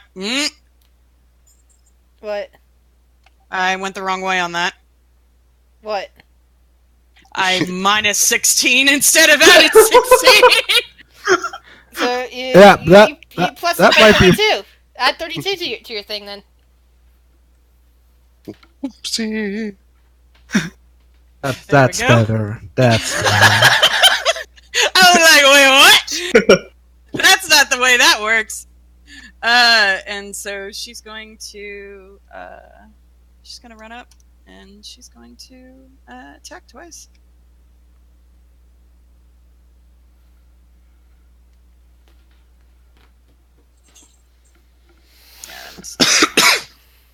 And are you still doing goading attack on it? Yes, I'll expend, because that only lasts till the start of their next turn, so that should actually be expended, so she'll do it again. That's why I was asking. So, D8 damage. Okay. Oh, I don't know why it whispered and then didn't whisper. Well, if it's not, I'm going with the first roll because I can see the first roll. So yeah, that's fine. That's a 2. So 2. Yeah. Yeah, that's fine. And then DC 16, I'll share it. That's wisdom, yes? Yes. Ah, it actually succeeded on that. It shook off on that, and as long as they're forced to tangle with you. Can I ask a question real quick, DM, regarding something? So for Phaedra's spellcasting ability, we decided that it was, different than regular Warlock. Would that also be the same for her healing lights? So instead of charisma, it would be strength? Yeah, sure, since, your patron would allow that. Okay, cool. Awesome. Thank you. That's it. Shuri. Is it a bonus action to drink a healing potion? Yes. It's an action to feed it to somebody else, a bonus action to give yourself a potion. She's going, as she's running over, she'll drink her 1 greater healing. Because that hurt a lot.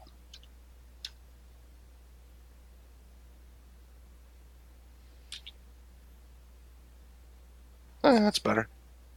And she's going to, with advantage, because flanking, she's going to keep swinging.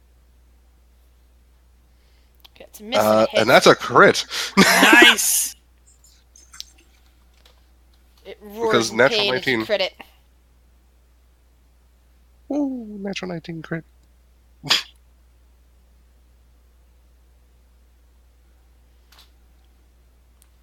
We're not done That yet. takes us to beast's turn, and you see blood just dripping down the sides of this massive, well, not massive, this large dragon as Shuri hacks away into it. Massive to us. Yeah, that's true. As Beast looks... Definitely massive to Will, who's tiny. Well, not tiny, but small. As Beast looks over to where Cinder used to be, he grows even angrier and fur begins to sprout all over his body.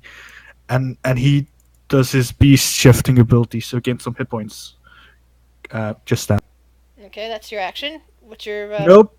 That's a bonus action. Okay, it's a bonus action then, alright. And then my action, I'm gonna make 2 reckless attacks. And I'm still angry! Oh, I should turn advantage on. Yeah! Nice! Jeez! I'm eating dragon tonight! Actually,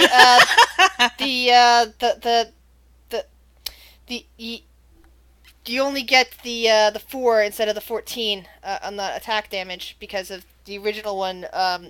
You didn't. I have 2 attacks. Yeah. So you have to roll. You have to roll again for your next attack. But the first one, it goes to that. Oh. That's what got out. So you critted the first one, and you only get the plus 8 to that. So it's 4 plus 8. Okay. Plus that, which is 14. Don't forget the 2 rage damage. Yeah, that's what I was doing. 17 down. And the second one misses. 12? Yeah. 7? Okay, yeah. Viren. How damaged does it look? Roll a medicine check. I have terrible medicine. But sure. Well, you do see lots of blood coming down from it. It doesn't look like it's very healthy. You know what? I'm just gonna... If it doesn't look healthy... Just magic missile at level 1. 3.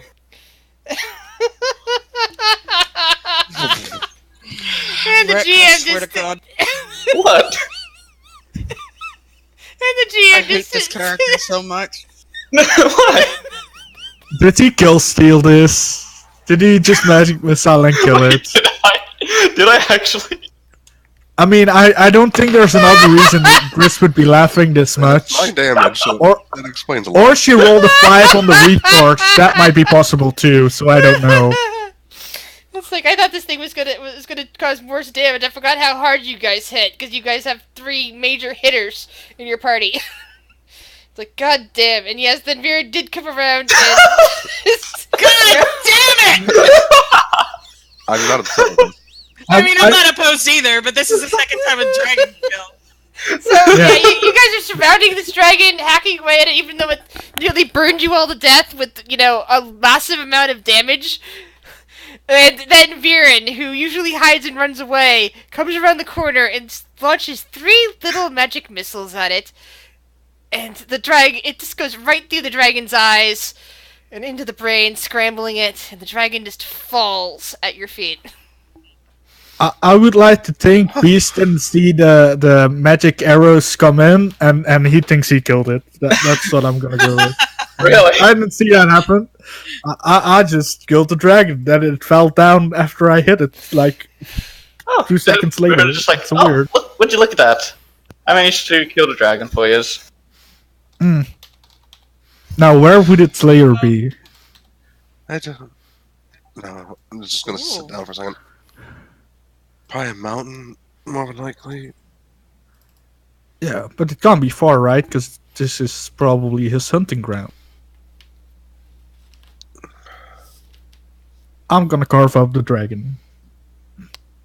Alright, that'll probably Phaedra's take you the rest of the day at this point, given how big it is and how much time it takes. So start rolling survival check.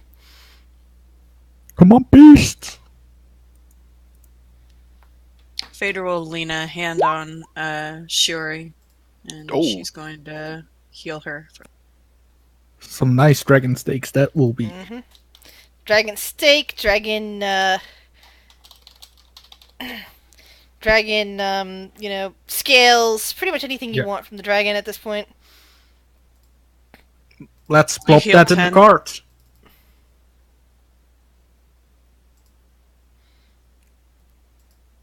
Nice. Healing light is nice.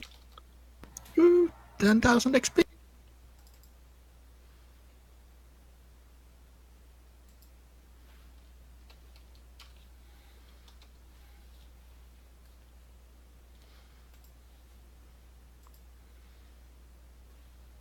So we're doing survival checks for dragon stuff?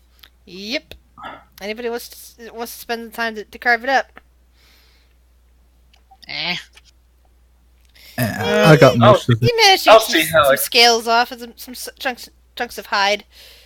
I'll see what I can do. Let's see. I'll probably try to take a 2 for more likely. Man, if that thing had managed to roll high on its initiative, with a 73, it would have annihilated your cart and killed several of you. Yeah, it would have outright killed me. Even if I made the roll. Will, and Relthor with that roll. It would have taken out 3 people in a cart. Yeah.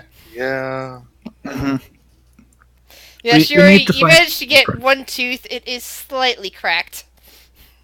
What do I get? Oh yeah, you managed to pull some stuff off if you want. Not too much, but you get some. Yeah. Phaedra, why are you rolling perception? To see if I can see a charred cinder on the ground. Nope. There's just ashes anywhere nearby there from the scorched earth. Beast is gonna bring some of the meat and some of the scales he carved off and put them in the cart as loot from the dragon. Alright. How much did we manage to get dragon scale Y? Roll me a 1d100. Do you want me to do that as well since I got scales too? No, just Tim. You can roll a 1d20. So you managed to get about 70 pounds worth of scale and hide when all things are said and done, Beast. 70 pounds? Yep, 70 pounds worth. You all rolled right, really high on that survival check. Yeah, Phaedra, you managed to get maybe, let's see here.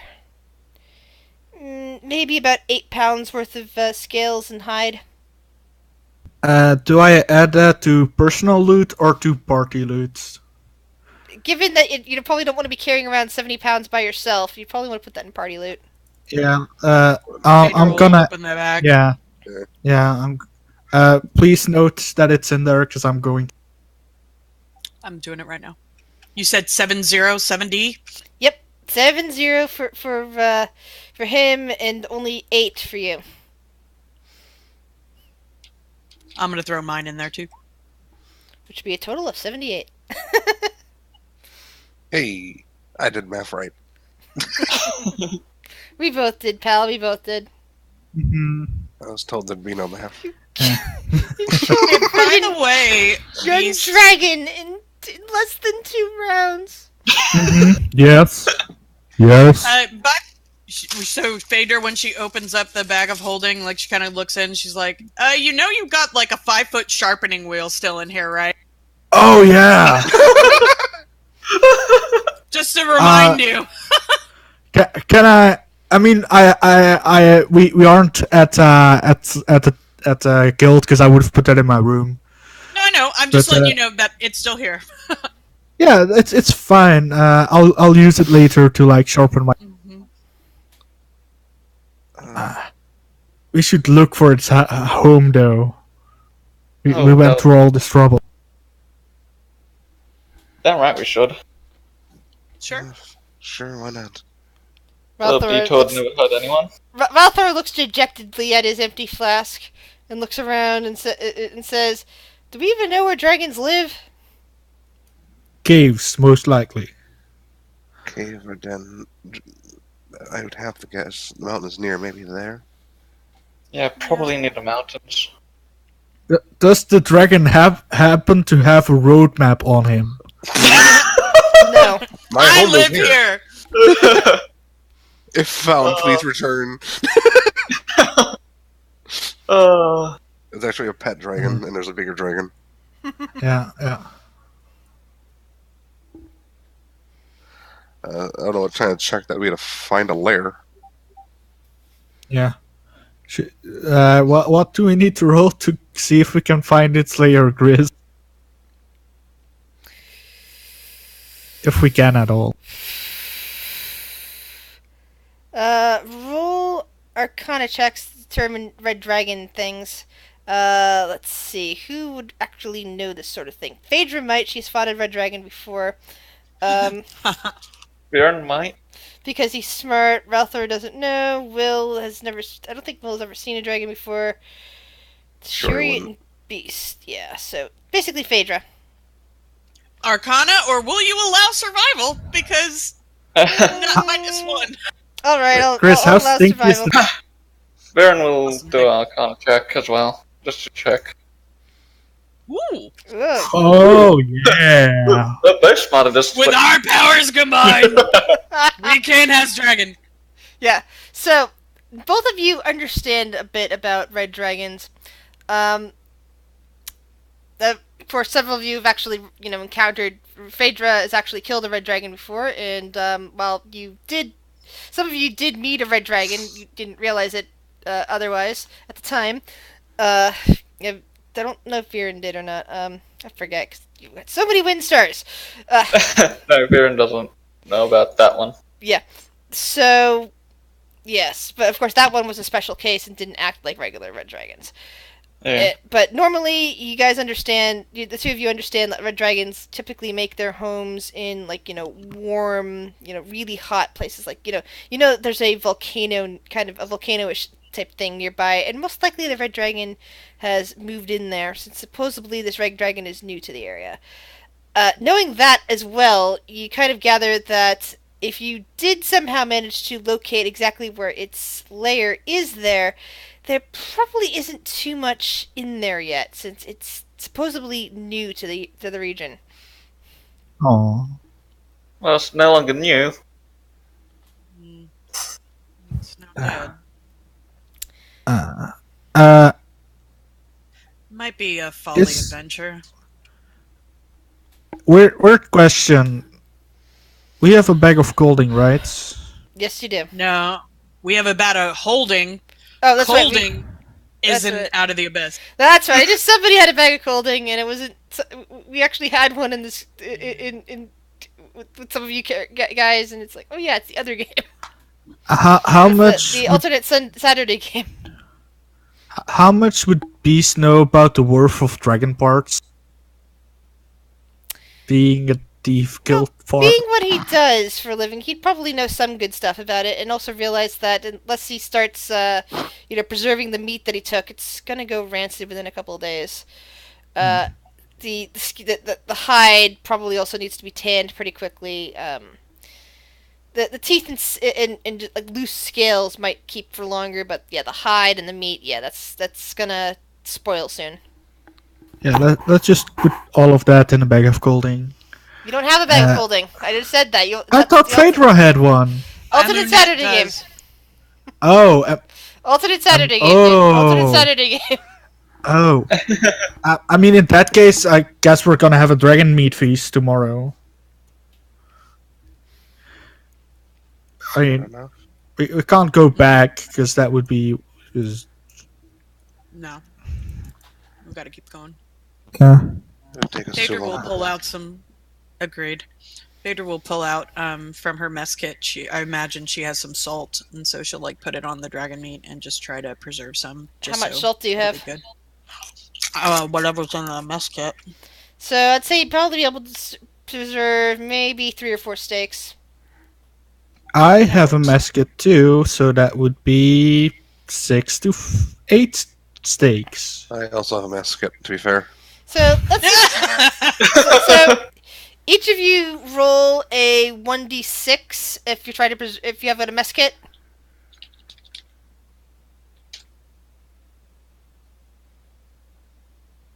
Come on, prepare some dragon meat. So all together, you guys can preserve 9 steaks. With all the salt from your mess kits, 9 steaks worth of preserved steak. I'm fine with that. It's gonna be some plain eating from now on, but I mean, 9 dragon steak. You guys are out of salt. I usually eat rations anyway, so. Yeah. I mean, the next few days, I guess we should eat non-preserved dragon meat. Yeah. And, save yourself some rations. Yeah. I mean, I kind of want to eat dragon. It seems like an interesting thing to eat. It's not something that's common to eat, that's for sure. Probably, has some good vitamins. What are those? Alright, let's keep going. Rother kind of looks at the steaks and going, so this is what we're eating for dinner tonight? Yes. Mm-hmm. Are you vegan? He looks over towards Will, and then looks like, no, not vegan. I can't remember if Will is, though. Anyone know? Like Will might be a vegetarian, but I'm not. Then I don't know. He'll eat some rations. We'll be fine.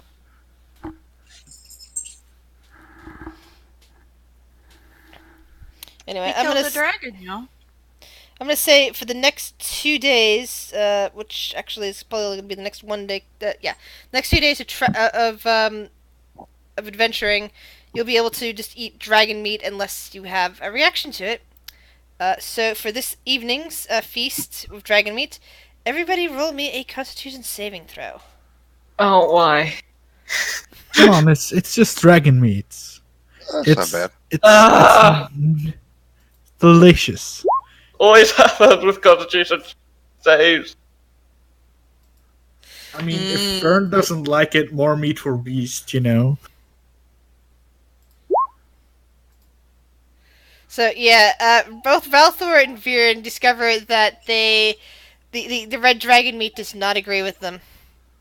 So Viren, you are unable to, eat this. It's disgusting. It is. You put a few chunks in your stomach anyway, just to put it down, and immediately you are running off to expel everything. It does not agree with you at all. Phaedra will make some tea to help settle their stomachs.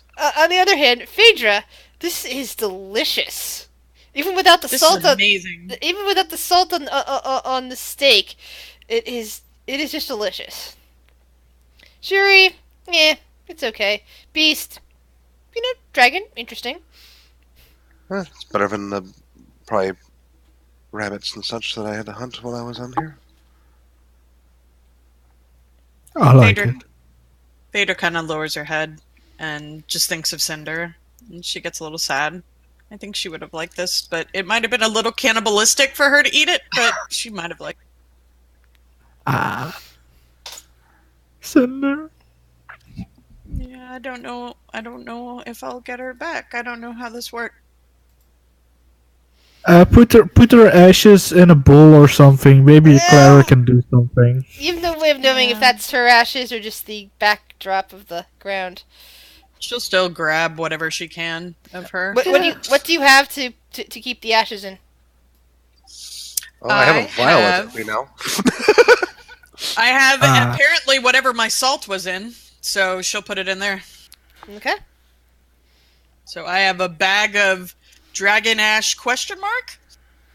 Let's just hope she never tries to season our food with that bag and accidentally. It has an ashy taste. So, is there anything you guys wish to do now that it's night?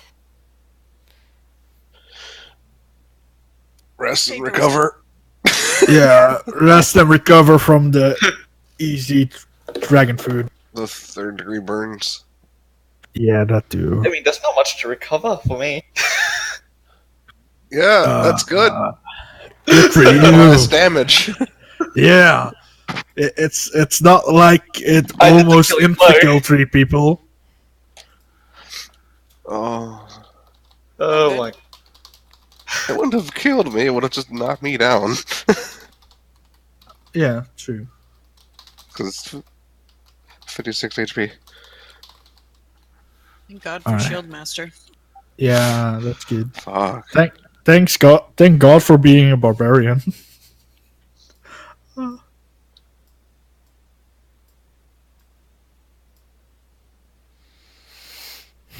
So another thing, I was reading about my Shield Master, I can knock something prone if it's just one size larger than me, and I just had this image of Phaedra flying up with her flying boots and punching a dragon with her shield and knocking it down. That would have been cool.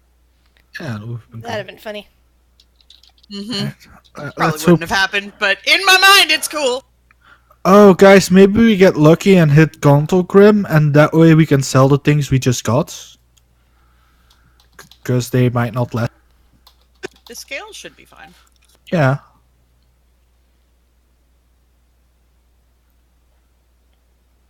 Would make some cool armor. Make you some bracers or something. And get them enchanted.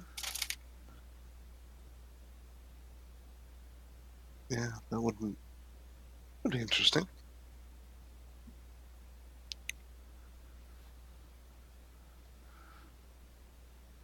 Don't know what I would do with a tooth, to be fair. It's kind of cracked. Yeah, cool accessories. It's memento. A foolish errand. foolish. I mean, most people don't tend to rush toward a dragon. I Some mean, would say that's foolhardy. I mean, I don't think we could have run away from it. To be honest, it's probably faster than we are. Yes, if we stick to the main area, though it is bigger and harder to maneuver through the forest. Yeah.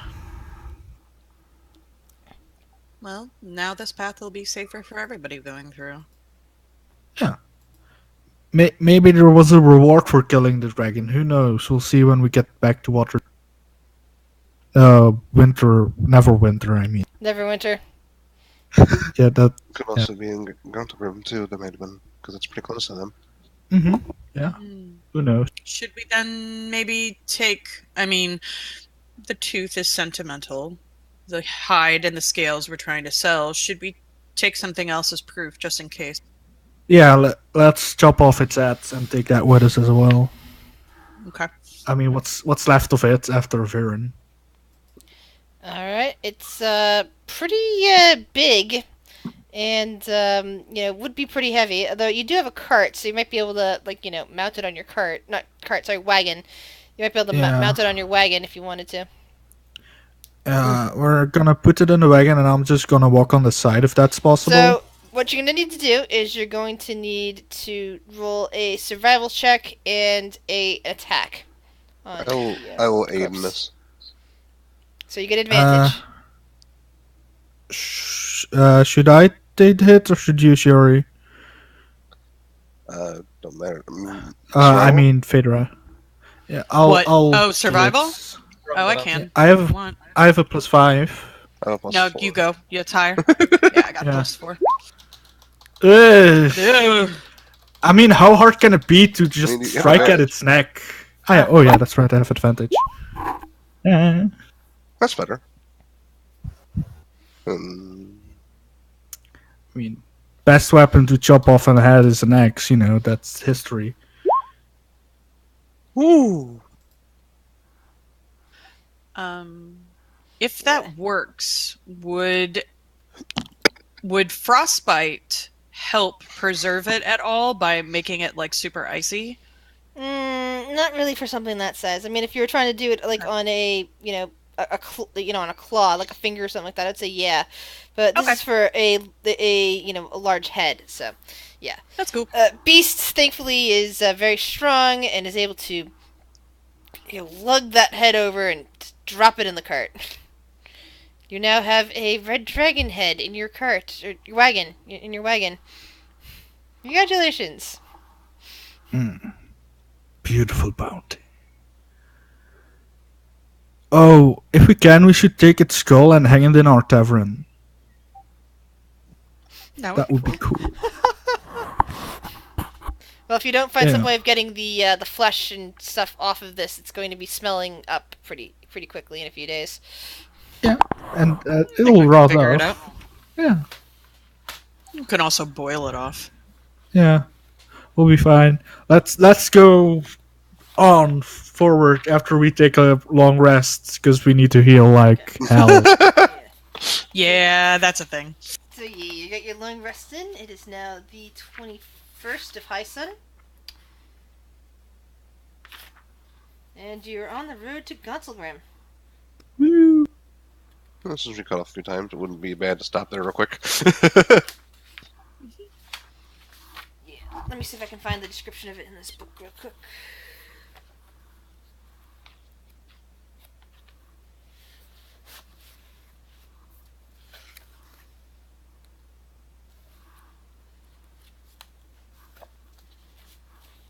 Okay.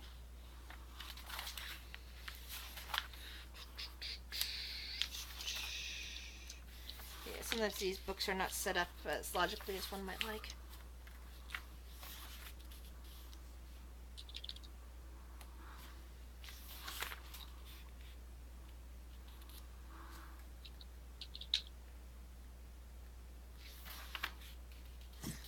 Yeah, that's really weird. It doesn't have the listing of that location there where it should. So that's really weird. Are we rolling up on Gauntlgrim right now? Yeah, you are. That's why I'm looking up the information for it. Because I wasn't expecting you to go to Gauntlgrim, so I didn't have it prepared. Well, cool. Where are we? So, of course, I have to now look up Gauntlgrim. To tell you all about it. That's one of the big drawbacks to playing in an area that's not my own completely. Like if we were playing on Alaris, I know at least some general information about any location you wish to travel to. Oh, yeah. I could do it without having to look it up, and only look things up for specifics. But no, this is fine. I'll find the information Take time. and figure out which book to go for that information, because it's not where I'm expecting to find it. But I know one particular book that has a lot of information on Gauntlgrim. I'll grab that one out. Hello, little kitty. It has a whole chapter on Gauntlgrim, because it happens to be a location in the game. Alright.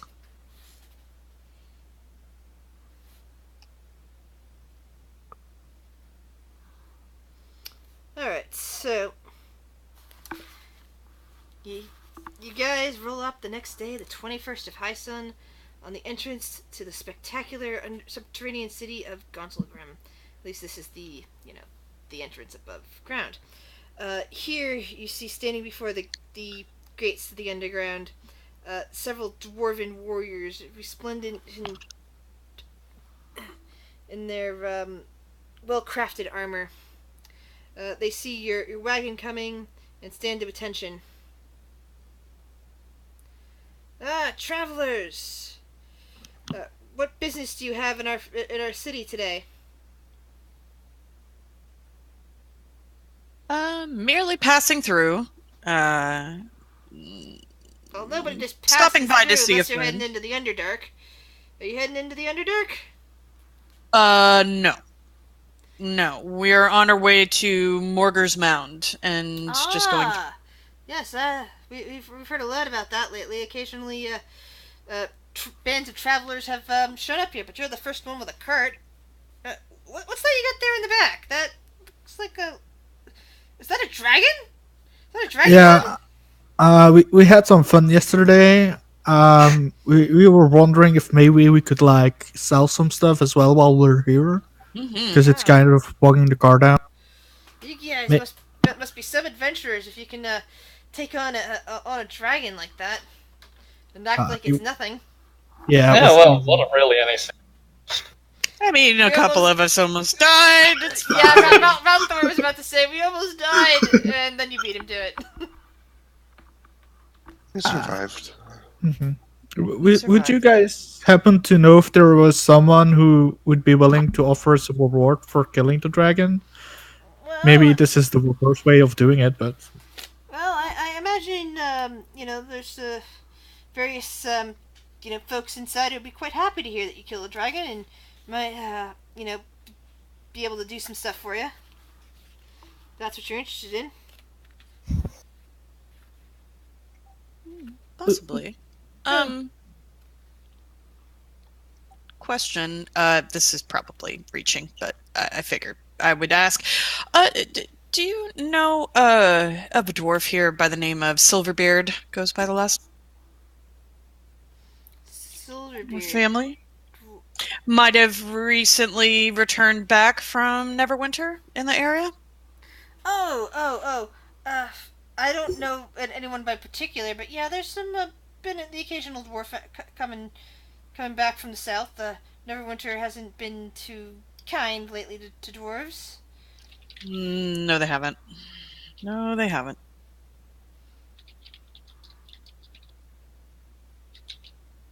Well, if there was someone here to collect a bounty on the dragon, where would they be located? Well, if you get into down into the city, well, like I said, I imagine there's some people who'd be interested in rewarding you for dealing with the dragon. Maybe some of the shops will be willing to give you some discounts or something. I'd even give you a place to stay for the night. Okay. Sounds good.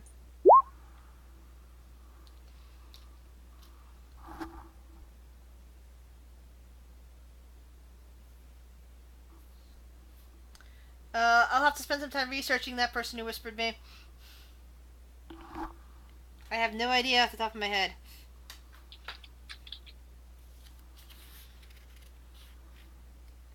So, the dwarven guards, open up the gates in front of you and allow you guys to pass.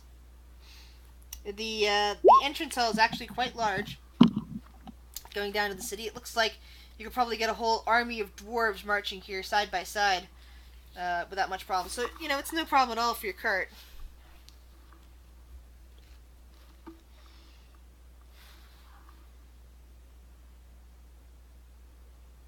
What would you guys like to do?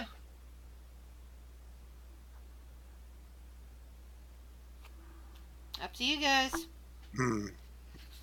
Well, so we can. And then move on. I mean, do you want to keep anything or have anything try to be made or something like that?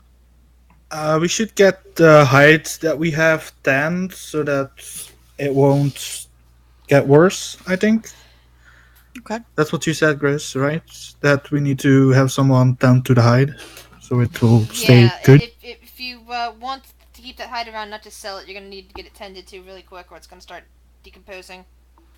As well as the scales, too, I imagine, need to be tended to? No, I said the scales and the tooth are kind of, more on their own. They'll be fine. Okay. Yeah, good. So I'm gonna look for someone to tend to the hide. Do you guys need the normal break right now? I mean, I could use some water, to be fair. Yeah. Yeah. I just got distracted because the cat is on my lap and... Oh. Cuteness distracted. Yeah. Be back in a sec. He is very much a lap cat. Oh. Yeah. I need water too, and so across the room I need to get him off. Yeah.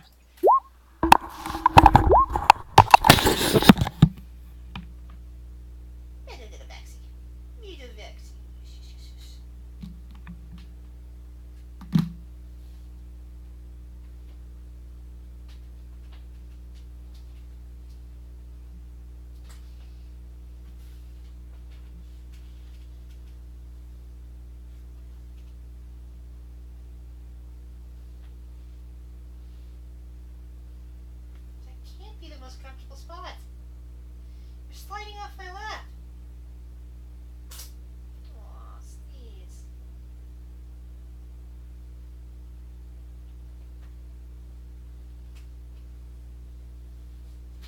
Oh.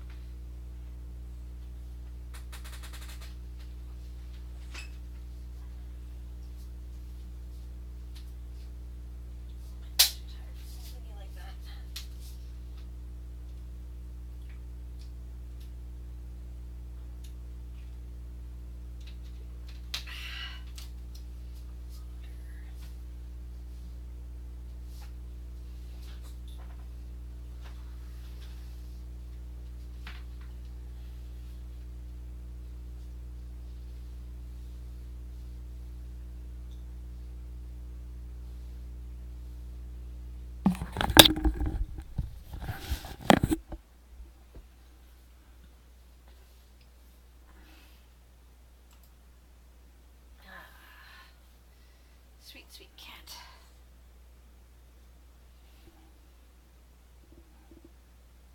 Still can't believe you guys took out a dragon that fast. Like, wow. I'm back. Welcome back.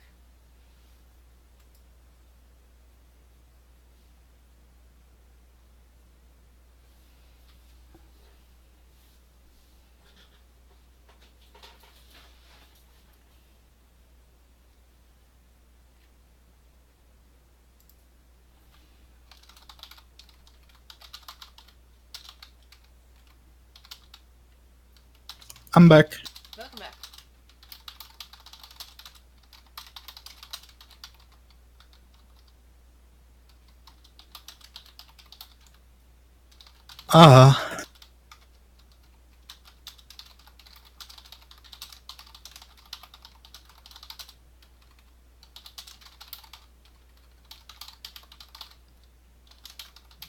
should have taken some dragon blood.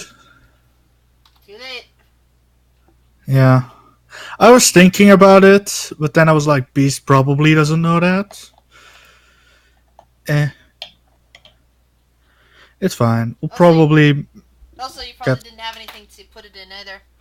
We had a whole barrel. Which is filled with water, actually. Yeah, we could have emptied it. I filled it with dragon blood. Granted, we would never be able to use that barrel again, but... it would have been a barrel full of dragon blood. That would have been impressive. And probably worth something.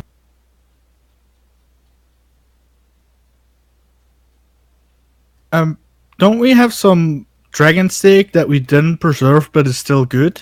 Yeah, you have one more day on the meat. Yeah, we can sell some meat here as well, right? Why not? You can certainly try. Gotta make that money. Yeah.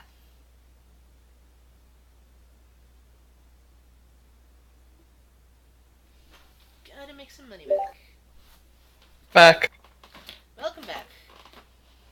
Welcome back. Wait, there's a place called Unicorn Run? Yeah.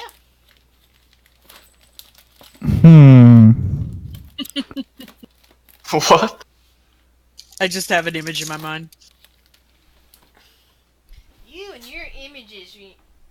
It might involve Beast riding a unicorn. I'm okay with this. Not where I was going, but I like it. The only question is, how is he riding the unicorn? Side saddle, bareback. No, that's not what I was thinking. Oh. Chris. Sorry, my mind is going there. He might be a beast, but he's not that kind of beast. Well, technically, unicorns do qualify as sentient beings. Or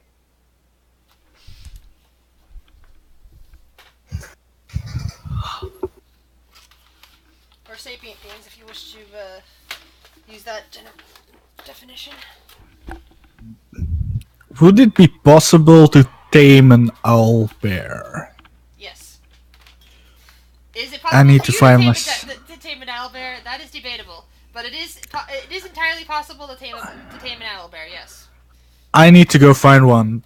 I'll just punch it into submission. That's the beast way of taming.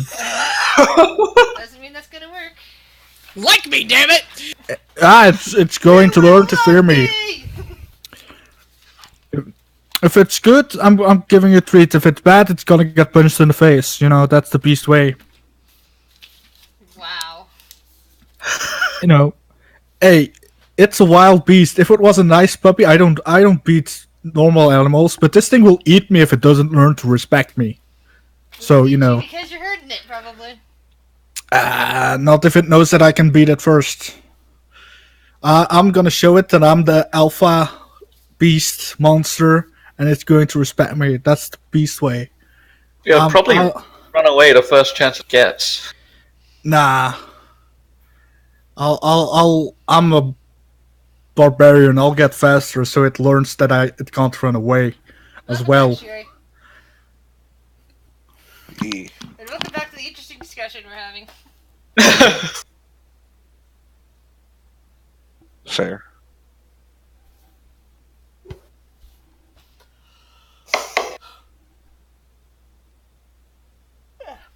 So, you've apparently passed into the gates, down into the city of Gontalgram.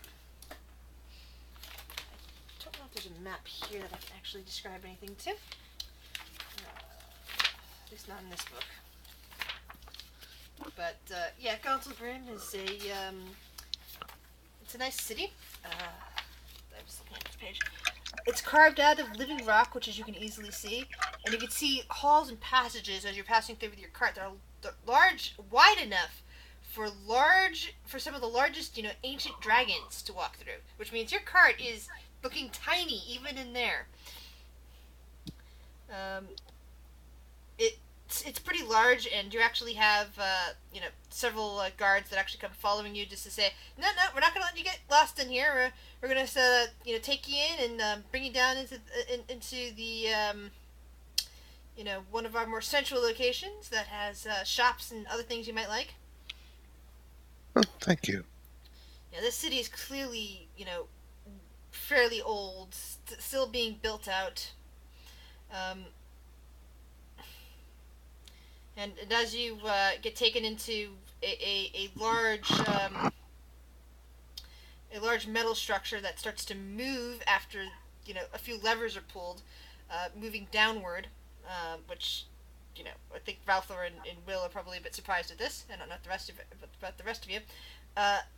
You kind of look out and see more of more of like huge pits of sorts, like not really a pit, but more of a.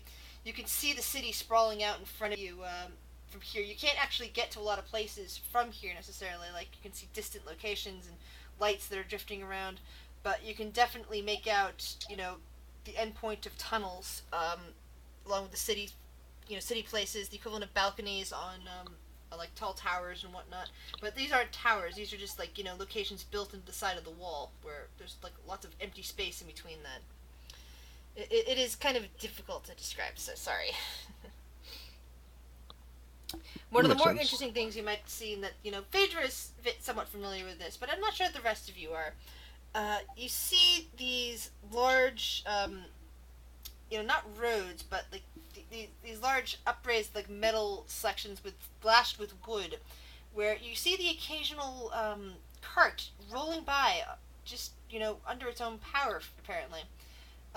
Is it Phaedra? You're familiar with these. These are mine carts that are, drifting by every once in a while as you guys are being lowered into the city. I imagine, like, she's just, like, looking around and seeing all the dwarven architecture and a lot of dwarves. She's very happy right now. It reminds her of home and all of her people, and especially because it was a mining town that she lived in, so she's very happy. She's just looking around and just smiling.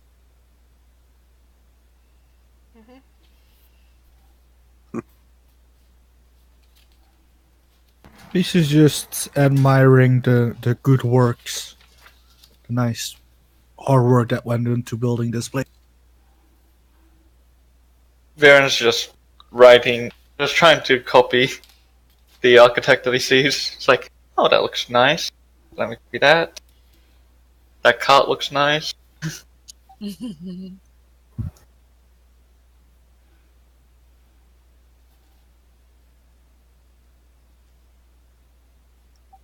I wonder what kind of metals that they have down here, crafting all sorts of awesome armor and weaponry. Oh, all kinds. On the way back, the dwarf nearest to you was, being your guide here.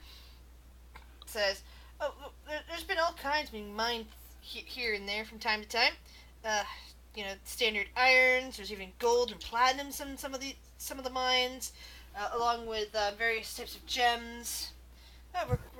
It's quite nice around here, but iron is great, and there's veins of copper and all sorts of good stuff, useful stuff." I mean, gold might be pretty, and people like it, and it's kind of wealthy, but iron. Give me some good iron. Give me some copper. That's the stuff, right? Yeah, you make a lot of great weapons and armor out of it. Exactly. Now, where are you guys all coming from, anyway? We're coming from Neverwinter, but we're actually from Waterdeep. At least most of us.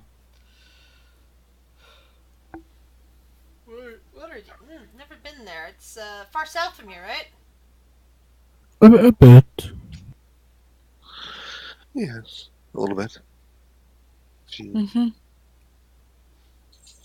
Very long travel. Yeah, never seen it myself. Yeah, never been, I don't think, I think I went to Neverwinter once, a long time ago, but yeah, I prefer staying underground and heading out into the open wide space. I mean, hell, that sky, it looks like you could fall right up into it, right? Neverwinter isn't a place that's our kind of very welcome, actually, right now. It's quite sad. Why's that?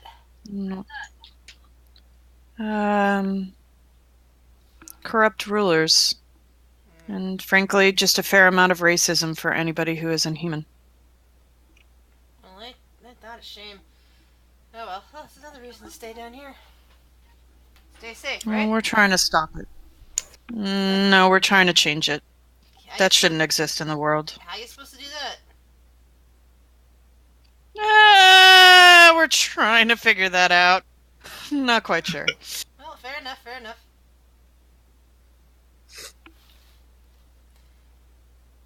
And suddenly the thing you're moving on that's being lowered, it's been lowered and lowered down to the ground, suddenly comes to a halt. There's like you hear a clunk, bit of a vibration going through the bottom.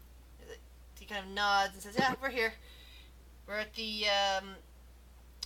shopping kind of district sort of place. That's very welcome for travel from outsiders. Well, I hope you guys kind of feel at home here, but also get a chance to enjoy the sights of Gonsalgrim." Thank you. What was your name? We're making the GM come up with names. Oh, I'm sorry, never mind! Sorry! Thank you, random dwarf number 3. No, he's got a name. He's got a name. No, it's good. It's gonna be a person in a moment. He's been talking. Yeah, he's like kind of surprised. It's like, well, yeah, where the frick? There's the names. Well, my name is Delg. Delg Stonecutter. Who are you? She'll put a hand out. Phaedra Stoneheart. Pleasure to meet you. Pleasure to meet you. And he kind of like shakes your hand quickly.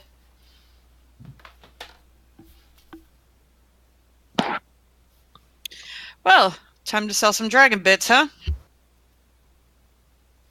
Seems so. You know it. Head on in. I say we keep whatever we can in case we need to or make something from it, but preserve what we need. Agreed. Yeah, we can sell the meats. Oh, yes. Hire a tanner. The scales, though, might make nice armor for somebody. Yeah, I would say keep the leather and the scales. Just get them treated so that they'll stay good. Well, here's a thought.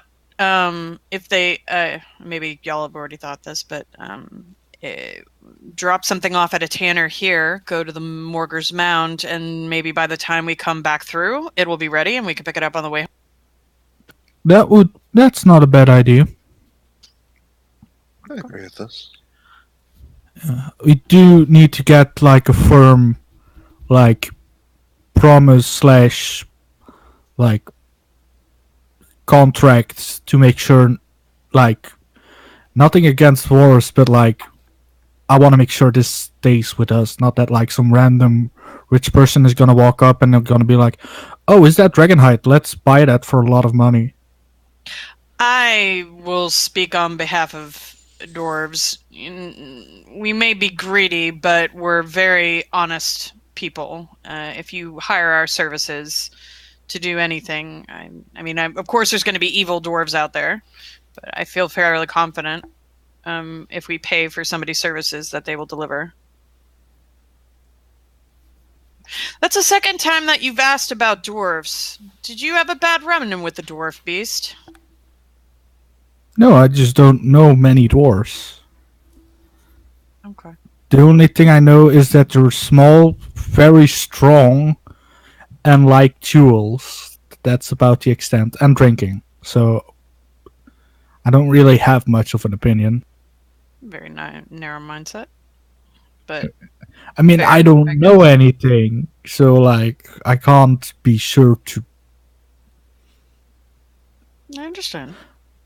I mean, knowing you dwarves seem nice, but, I mean, you're one person. If dwarves are like humans, that's nothing to go by.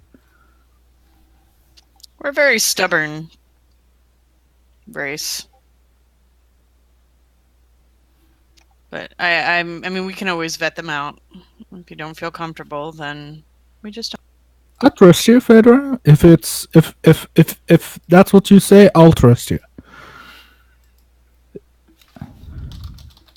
I'll trust you. If you believe we can trust these dwarves, we can trust these dwarves. I mean, to be fair, it wouldn't really be a good idea to cross someone who was able to kill a dragon.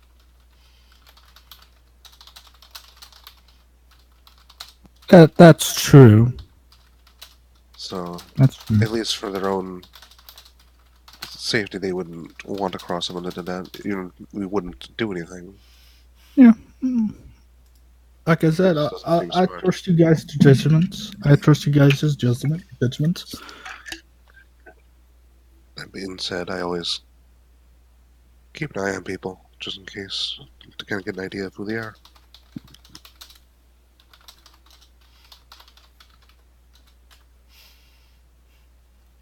Kind of a habit you learn when you move alone for a while. Know who you can trust.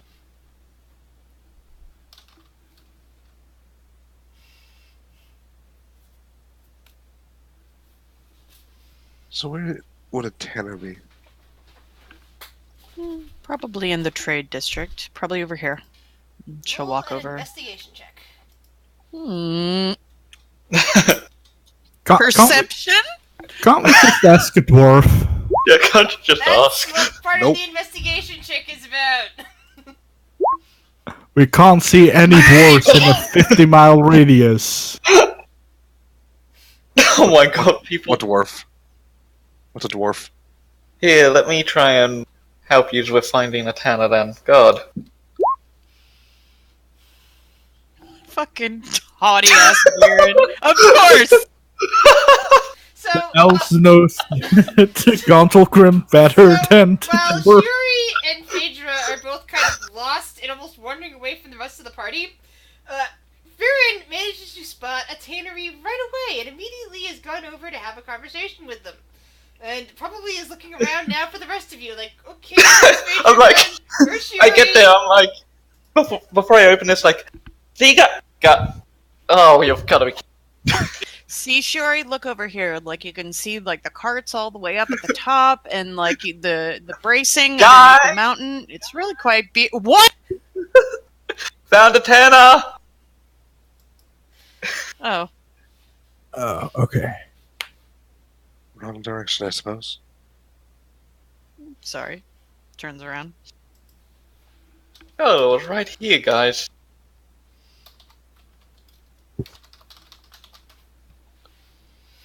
Shall we go in? I suppose. Why? Yeah. I'll stay out with the guard. No, the guard is no longer following you around. The guard left at The the cart, elevator. not the guard. Okay. Yeah, that's a wagon. Yeah, so, The wagon, I mean. I'll stay outside wagon. with the wagon. With the wagon, so the wagon can't, like, the horses can't get spooked and, like, run off or something like. The wagon. It's not like it's the only horse down here. I mean, there's other horses. There are other carts and wagons wandering through the thoroughfare. There's even some donkeys. Yeah, but this one has a dragon's head in it, so like. Yeah, you are getting some interesting looks because of that. Yeah, maybe someone should stay with the wagon. Whispering and looking at you guys with adoration. Some of them Phaedra holds her head a little higher. A little fearful just because these guys killed the dragon. Yeah, they're to be feared.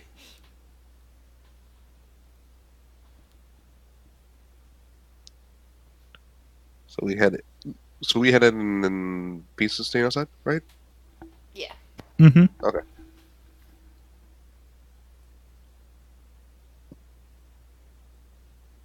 Greetings. Yeah. So there is a young dwarven woman standing behind a counter here. She has braided red hair, and she smiles at you. She mostly kind of like looks from Shuri to Phaedra, giving Phaedra a nod, and then gives looks back to Shuri and says, "What can I help you with, dear?" We've need some hide tanned, specifically red dragon hide. Ooh, that is fancy. How did you come to acquire that? Killed a dragon. Mm-hmm. That's the easiest way to get it. Most impressive.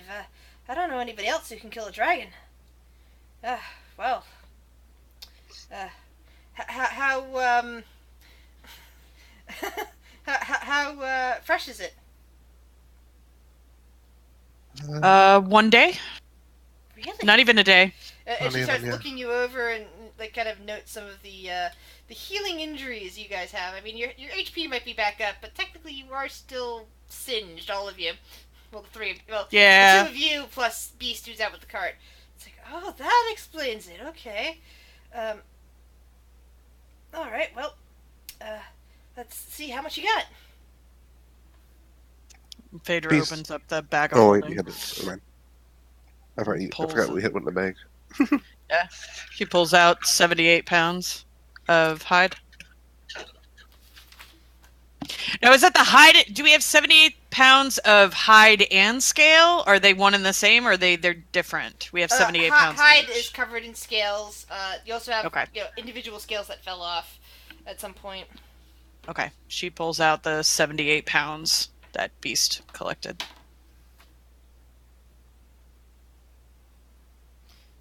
Alrighty then.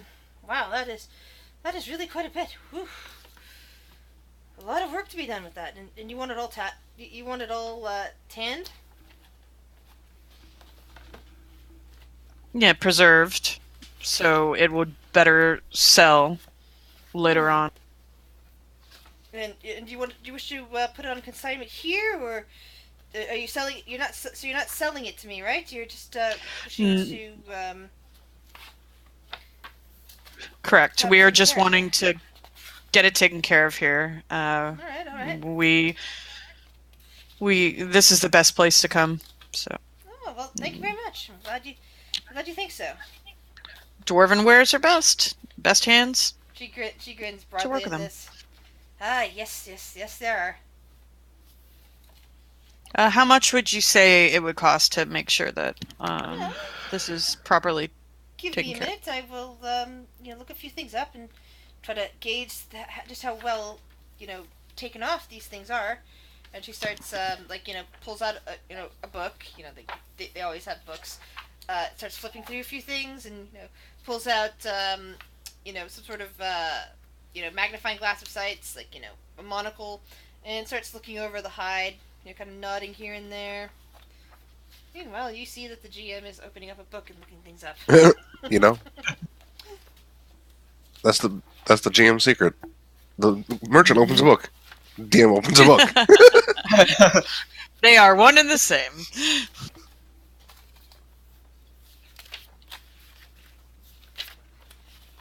Yeah, so I'm trying to find the. So I know I've seen something like that before, like stuff selling. What is it? Services. I want to say Xanthar. I'm not sure. I've got books everywhere. Thankfully, the cat is currently sleeping under the in the desk cubby where a printer could go. I don't have a printer right now.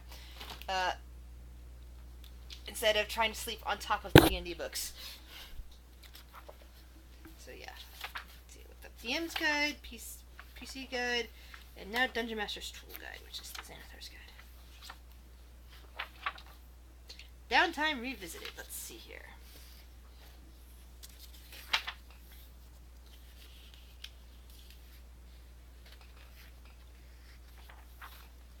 Oh yeah, this is definitely the one with the crafting ingredients. This will be great for when you guys are doing, for the crafting stuff I need for the magical items later. Much better than the last one I was looking at. Yeah, I would imagine we could probably make some fire resistant shit out of this.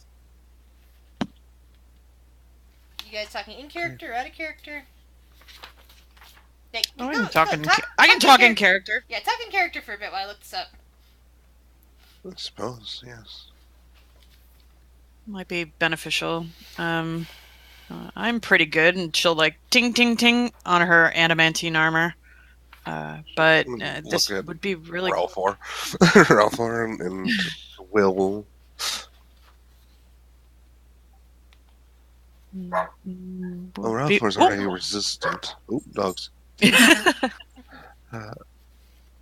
Being his tiefling nature, but imagine Will can wear a hide. Well, Beast might. Well, I'm not sure, given I've his... never seen Beast wear armor, to be fair. No, I haven't seen him wear armor either.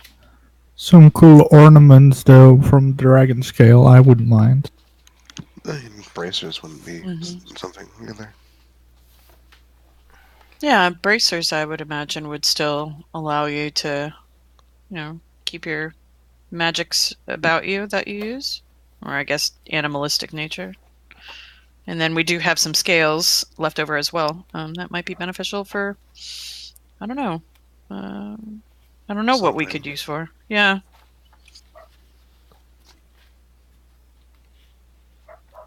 The last group that I was in, we all kept a scale, though, in memory. And she'll, like... oh, no, that's on her back. Never mind, she won't do shit. Never mind. Ooh, maybe we can... Depending on how many skills we have, we could... We all have, like, iron rose brooches, right? Mm-hmm. What if we swapped one of the petals with a dragon scale?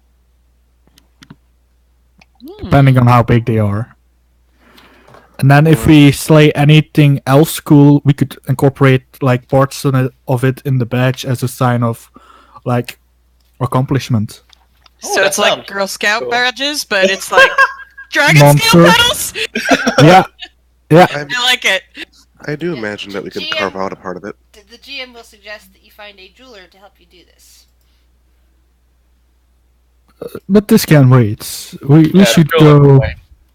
Yeah, we should go to Mongol's Hill Mount and get that stuff done while we're... Oh, we should do something about the dragon head first, probably. Well, that's what we're doing now. Oh yeah, that's right. Looks around, I'm like, this is what we're doing! 2 of our brooches aren't here anyways. Mm-hmm. No, they're being tinkered with, which I imagine might be ready soon. By the time we get back, maybe. Or at least done with Neverwinter, but, I mean, we weren't... Fine. I was thinking about something. We're not always going to be able to use Thorn's gates. Thorn has been missing for a while now. Correct. Already, so we don't know how long that's going to keep going. So maybe we should consider getting some form of other transport. I mean, around. We could always, whenever... Go ahead. Yeah, you go ahead. Worst case scenario, we just go back whenever we return the horses and be like, by the way, can we buy these? Yeah. I'm sure we'll get a fair decent amount for the meat. Never mind. No, what were you saying? You said Thorn. What? Nah, never mind. You know something? No, I don't know anything. Insight, motherfucker! Yeah. Let's not just... Really? It's just... Look, I just want to know what's going on, but I don't. None of us really know enough. Well, Wow! 7 and a 9. That's disappointing for you guys. Come on. Viren dies because he takes 28 damage. Yeah! 28 psychic damage! You're dead! No. This is her calculating something. She looks at that. She looks at her calculation. She looks at the 78-pound dragon scales, and says, "Well, I think this will take about a month to cure all of it. It's a lot of scales. It's a lot of hide here. It's very heavy. It's kind of complex because it's dragon, but I can see it taking about a month to cure this much dragon hide. That'll cost you about..." She thinks for a moment.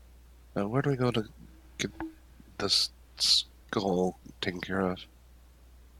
Oh, that might actually be a question. She'll turn back to the dwarf. By the way, if somebody said had a bounty out on a dragon or any sort of beast, could you point us in that direction? Anybody who would probably pay good money for. Well, I imagine some of the local magistrates would be interested in knowing that a red dragon that's nearby has been killed. I imagine they'd be willing to take it off your hands for you. And where would they be located from here? Well, and she starts giving you directions to the magistrate. Cool. Awesome. Thank you very much. Then she'll leave. Have a nice day.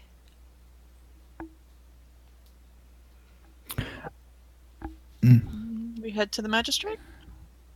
Yeah, while Beast was outside, he was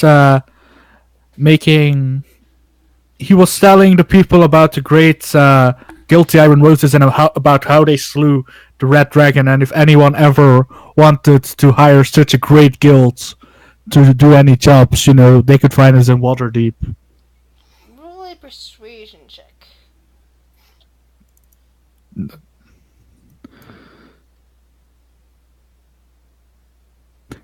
My best skill. -1. Not bad.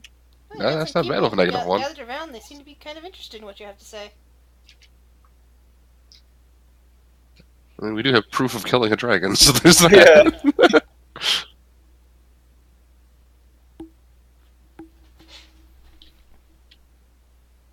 Yeah? Sorry, I was hearing a noise. Okay, then let's head to the magistrate. Sounds good. To the magistrate it is.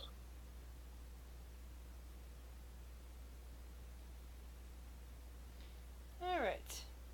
So after a few twists and turns, wandering through the roads, you get to a point where it's a bit narrower for the cart. Ralthor kind of says, "Hey, you can just leave me here with the cart. I'll just pay attention to it. And you guys can walk on if you want." Sure. I can strap the dragon head to my back. Yeah, I'll help her carry it because it's a dragon head and it's big and. We'll try. What are your strength scores? Just to get a curiosity here. 20. 16.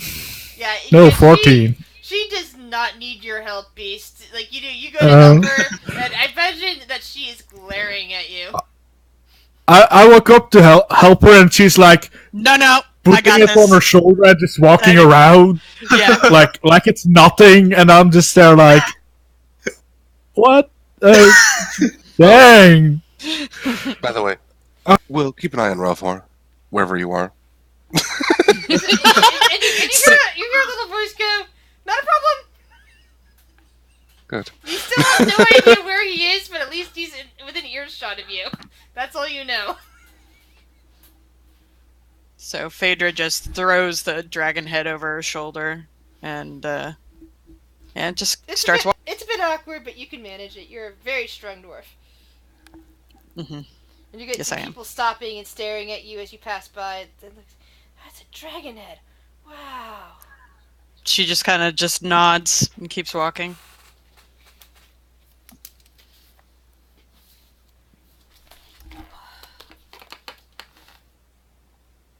Alright, so eventually you come upon the building that was told to you by the tanner.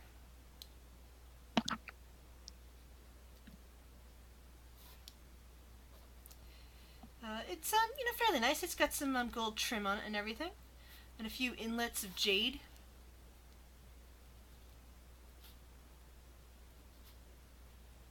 Well, this is fantasy.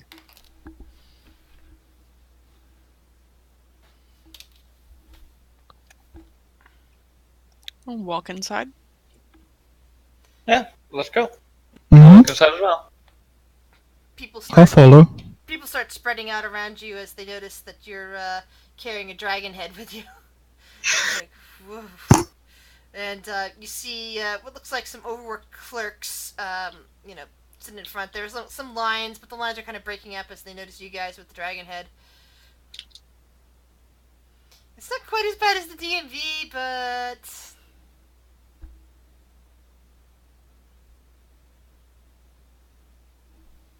You know?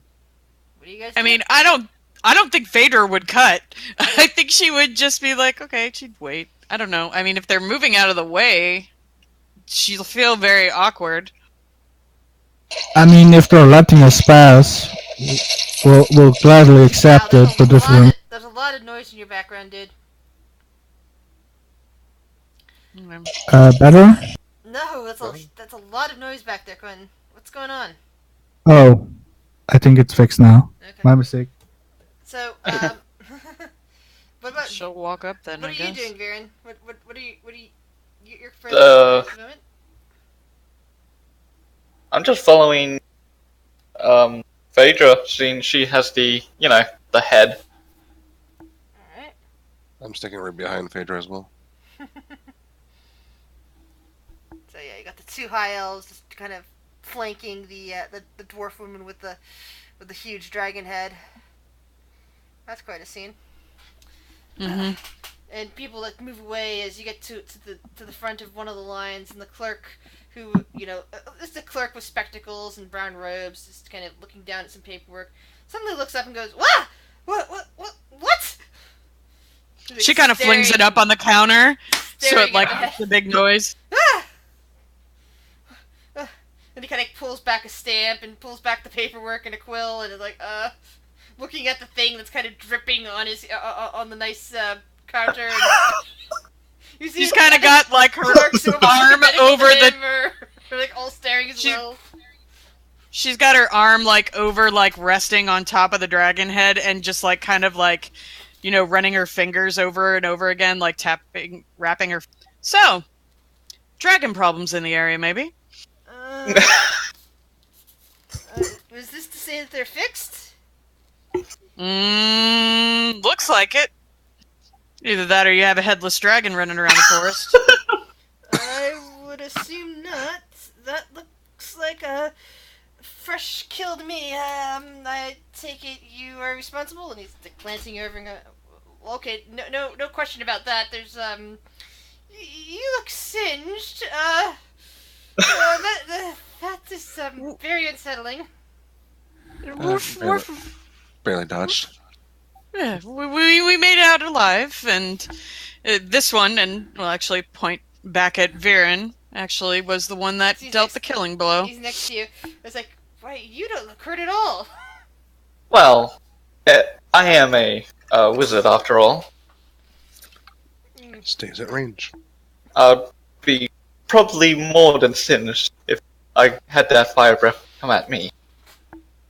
Yes, given the state of their clothing and their hair, I got the impression that you might be a little charcoal briquette, if not for that. Yeah, and she'll kind of like look over at Shiori and Beast. Yeah, it was a little dicey at times, but it got taken care of, and we did not know if there was a reward for taking care of this or anything. We were told to come find you. Come find me, and he kind of taps his chest. I mean, the magistrate. This is the place to go. Yes, well, did you actually want to talk to the magistrate, or is it okay if we, try to take care of this for you, maybe? You weren't gonna leave that thing here, are you? No. We were just saying we want to keep it for our bar. We were just letting you know that it was taken care of. Seeing Best if proof is the head. yeah, correct. Okay. Well, let me check. And he kind of pulls up what looks like a log sheet, starts flipping through it. Yeah, once again, these guys are good with administration. It's like, well, let's see. No. This has nothing to do with the Underdark. It's everything to do with nearby forest trade routes, potentially. No, that's not one of those. Oh, yes, this is new. Yes, there was reports that there's supposedly a dragon in the area, and it, yeah, this is it. This must be it. Yes, there's like 2 dragons out there or something. Is there? Kind of looks Uh, a little worried about that. if there are, please let us know. Okay, if I hear anything about a dragon, I will definitely let you know.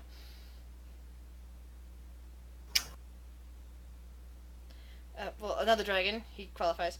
Now, let's see. There's some potential reward. Okay. So we will definitely need to keep some proof for the books. Yes, the head is a little big. Let's see. What would be enough? Maybe some of the teeth. What's a good harvest from these things, so that I can prove to the bosses that that you guys took care of this. Maybe eyes.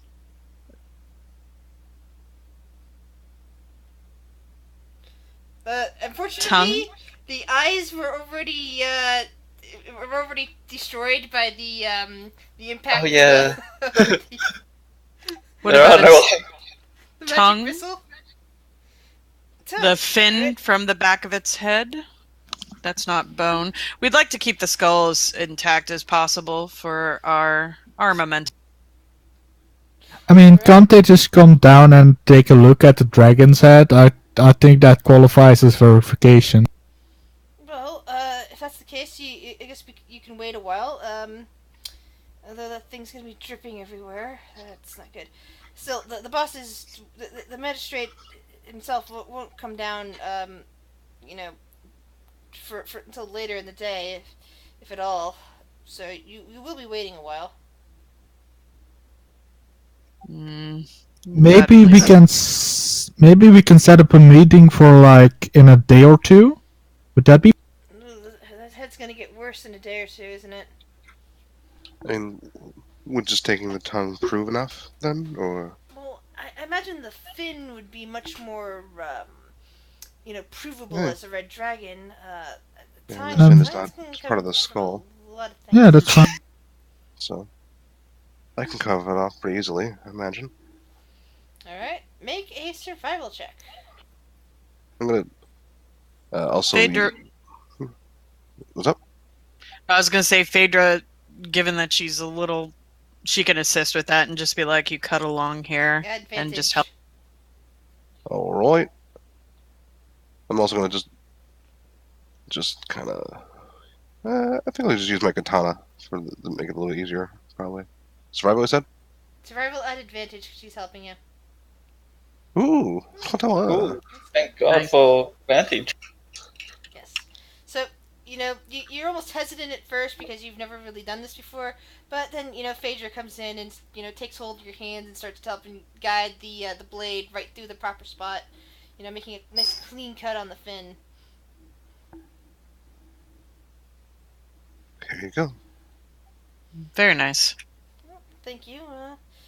Now let's see about that reward. Yes, you've made the roads and the forest safe. The dragon has been taken care of. Yes, that'll be. Yeah, that'll be 100 platinum. And he pulls out a bag, and you hear clinking, and he sets it down in front of you.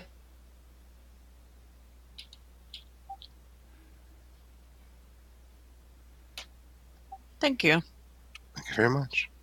Well, thank you. The forest and our trade route towards Neverwinter and Luskin would kind of at a threat. There with that dragon prowling around. The longer it stayed, the worse it would have gotten. Indeed. Hopefully there's not another in the forest. I hope so as well. The clerk is just shivering. Well, it's a good thing I don't leave the underground now, isn't it? I'd really hate to be running into that out there. I don't know much about dragons, but rarely ever see one on one. At least in the stories. Pretty sure they don't like each other. Mm-hmm. I know Metallics and Chromatics don't, that's for sure. Well, that'll be all. Are you going to be taking the rest of this head with you before it completely leaks all over my counter? Oh, yeah, sorry, yep. And she'll fling it back over her shoulder. He kind of visually relaxes, though there's now some stuff that's been leaked out on top of the area. She kind of takes like an arm and like does like a little like shove down, like wiping the counter, and so it goes on the floor. There you go. And she'll walk away. And he's kind of grimacing. The next customer, the next person in line for the clerk is kind of looking down at the floor and looking back at you, and once again evaluating the fact that you guys have a dragon head on you, and decides it's not worth getting involved. So did you want to divvy this up, or did you guys want to put this towards guild fund? Guild funds is fine. Yeah, sure, guild funds. It can always be dipped out later if we need it. It's true. Indeed. You should put the bag in the bag of holding. And you see Ralthor kind of eyeing the head as you carry it back to the cart. It's like, oh, we still have that? I thought you were getting rid of it. No, we just need to get it defleshed. So We can boil it. That'll be fine. Dragon soup? Yeah. Put the head in with some root vegetables and boil it. And he kind of looks over towards Viren and says, "Yeah, I don't think I'm gonna like that." And eat your rations. It'll be fine. Yeah. It's the best way to strip the meat from the skull. That way we can, after it's been boiled, we can remove it, clean it off, and let it dry while we're taking care of our business in the mountain. Are we doing? He says, "Are we doing that tonight? Are we staying here at that Gontalgrim?" I mean, we might as well, but we could also get going. We should get going, to be honest. Yeah, we kind of have a deadline. Yeah. The longer we're away, the more potential for issue with the horses. Yeah, so far it's been about 4 days. And you rented them for at least 16. Yeah, maybe if we get back early enough, we can get some money back. We did protect them from dragons. You can certainly try. Yeah, she's hopeful. Though she doesn't believe it to be 100% fair.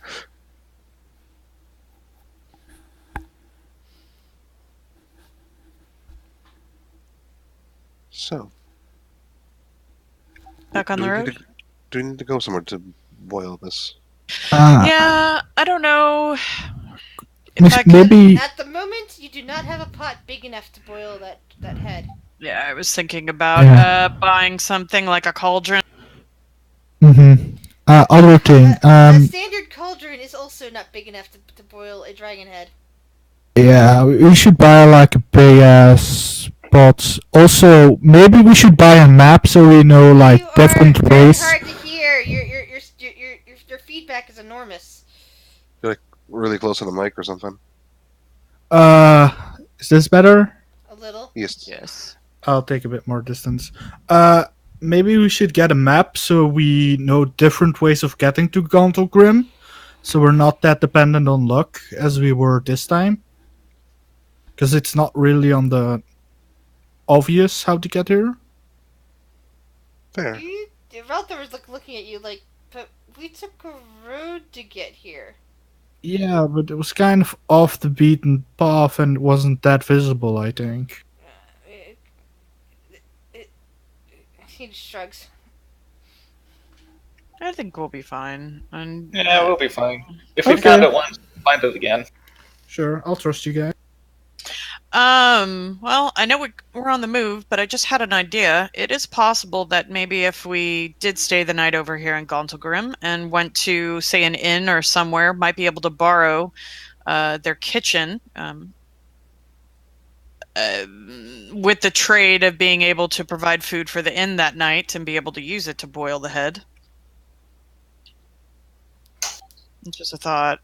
I don't know. Mm-hmm. I can't think of anything big enough other than like a body of water and a volcano, like a hot spring. Ooh. A bath. The problem is let us use it. Mm. Well, I mean, Phaedrus a day isn't bad. We might as well get a good night's rest because we're here anyway. I mean, we can rest on the road as well. To be fair. I mean, either way is fine by me. Well, another thought is we have no need for the meat per se right now. I can slowly try to like just fillet it off the skull and get pieces by pieces, and then let the flesh kind of dry out, and then boil it whenever we get back home. That's another option. You also have a lot of meat that Beast couldn't preserve for dinner tonight as well. Not just the stuff that's on the skull. The stuff on the skull is like, scraps compared to what Beast harvested. Yeah, it's like head cheese stuff. Yeah. That's true. It is a different quality of meat, but Ralthor is there looking, his purple skin is like turning a deeper shade because he looks like he's about to barf. Oh, be fine. It's fine, Ralthor. It's fine. Whatever we do, I don't think that... Sorry, Sherry, what? I was just going to say, wherever we go, I can always aid in heating the water, so that'll be easy enough. Yeah, I feel like the more pressing matter is getting to and from the mounds than trying to preserve the meat on the skull and getting this taken care of. I feel like we should just go. I feel like that's more important. We can always just clean it, the rotting flesh off of it later. Just fucking go that way. I agree. Okay. Then we won't deal with this now. Let's just go.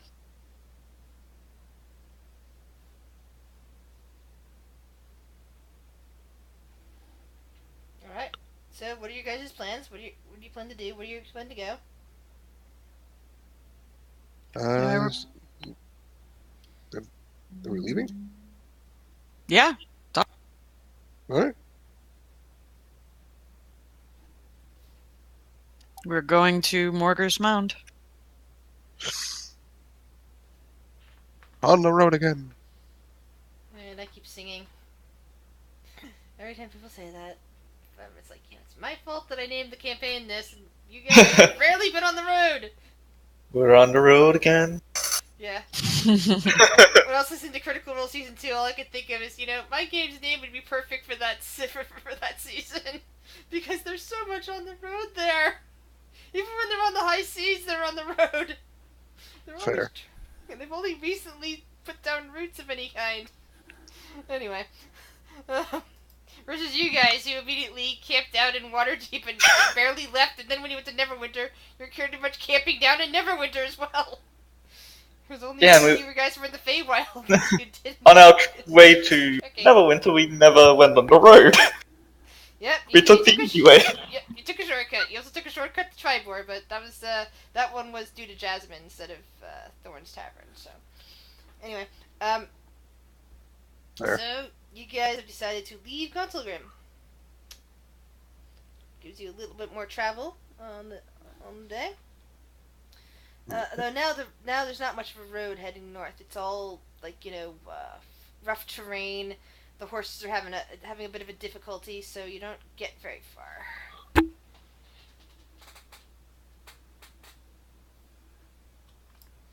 As you head north from Gauntlgrim. Sorry, kitty. You're in my lap.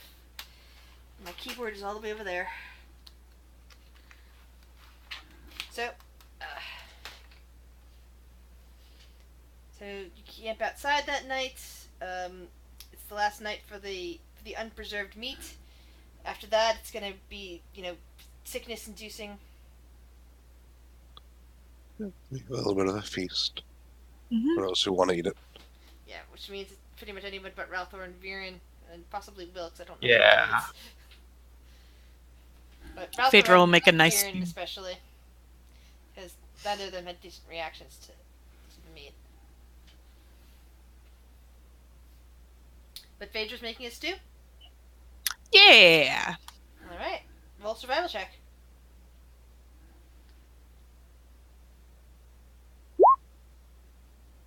It's not a good stew, but it's a stew. You somehow managed to get, bits of bone shard in there. An errant scale found its way into the pot. Oh, sorry. Sorry. Peace gonna grill him some dragon steak over the open fire. Just like, some juicy dragon steak. Medium rare. Roll survival check to see if you make it.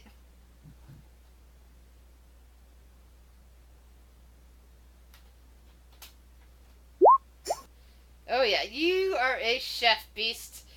That steak is perfect, it is mouth-watering, and so much better than Phaedra's stew.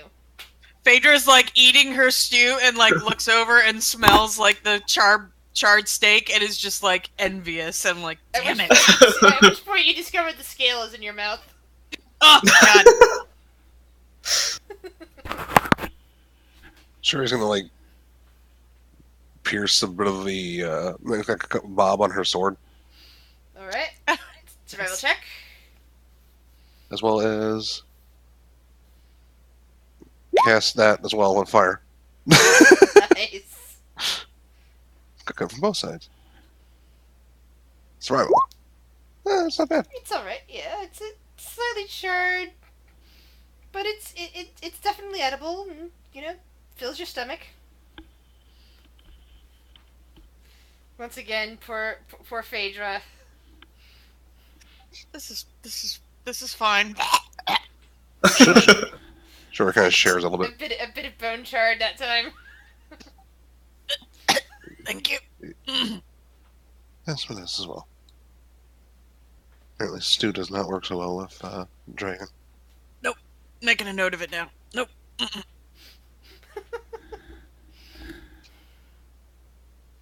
Thanks. And Of course.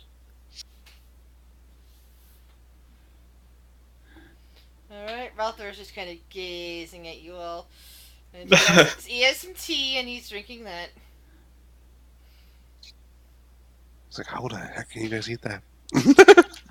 Yeah, as far as he and Viren are concerned, I imagine Viren probably thinks it's toxic. Ralthor just didn't like it. But Viren, yeah, you had the runs after that, so. Yeah. Baron believes that dragons are not meant to be eaten. now. Yeah, dragon eats you, not you eat dragon. Well, you are what you eat.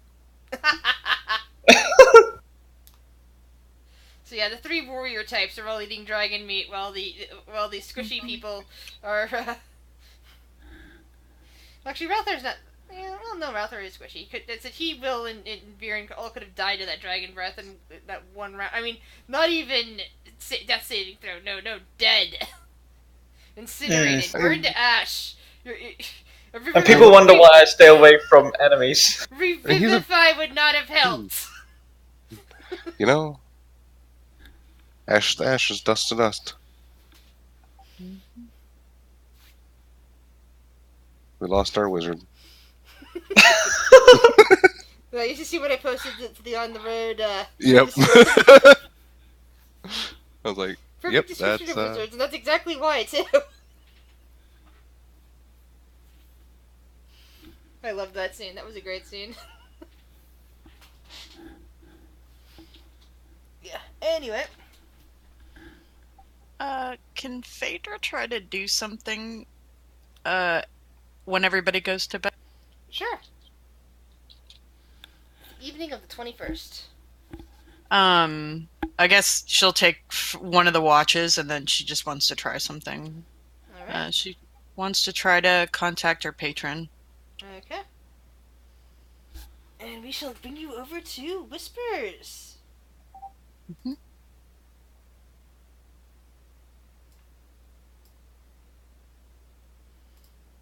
Hello, Phaedra. Hi, Chris. I lost her. Oh, I know. She's sitting here with me. How do I get her back? There should be a spell of sorts that you have. To the DM, she does not have that spell.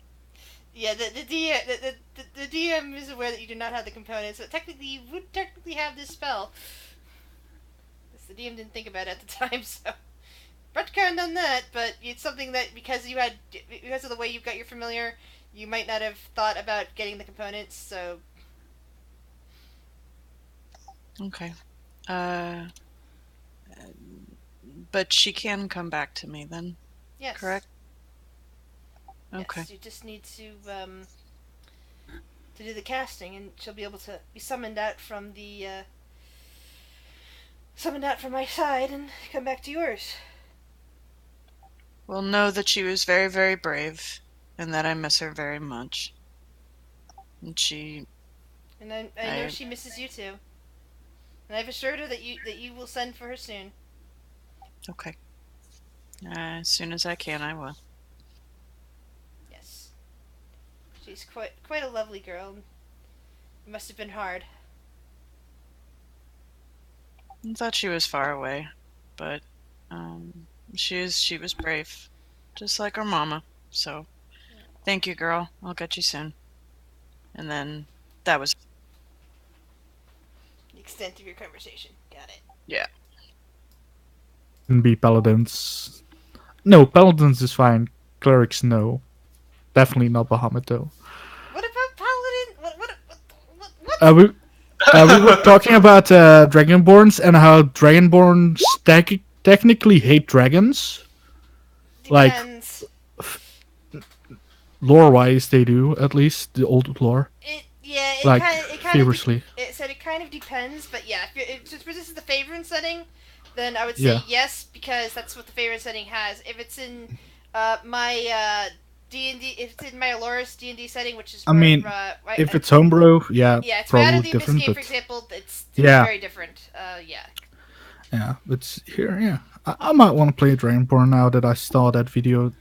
They might be interesting. I don't know what I'm gonna play though. Well, I hope Beast lives for at least a few more sessions. Knowing He's me, not outlive us, that's for sure. Yeah, he's already been through some things that should have killed him, but he managed to survive, so he's actually your lucky character. Yeah, he only was hospitalized for 2 months. No, for 1 month. He was hospitalized for one in-game month. Technically 19 or 20 days, but yeah. It was many months of actual gameplay because you guys took we went to the Feywild with other characters for a while. Mm-hmm. And that's my lucky character. No, but I'm thinking about him being surrounded with the Wraith Inspectors. Yeah, that was a lucky fight. Nah. If Ralthor had gotten stuck in that doorway and nobody could have moved past him, you'd probably be dead. Yeah. That fight made my blood pressure go up, Beast. I enjoyed that We're fight. fine. Yeah, I enjoyed it too. It was a good, tough, hard-fought fight. We deserved that win. Yes, you did. And then you creamed a dragon in less than 2 rounds. You know? I told you guys we could handle it. That's one thing Shiori does well, is damage. She doesn't take a hit very well, but she does damage. I forgot just how well you guys can hit. I mean, you were rolling really good hits during that. I mean, Chris, God damn that initiative! You forgot because we don't do much combat, but when we're in combat, we slay. Yeah. We Yep. slay. Yep. I have +9 to initiative, so I usually end up going in the higher ends. I have a feeling more deaths have happened in non-combat situations than have happened in combat situations, to be honest. Yeah, This is fair. agreed. I mean, to be fair, if I hadn't used the exploits curse, I wouldn't have critted there either. Because that was a 19.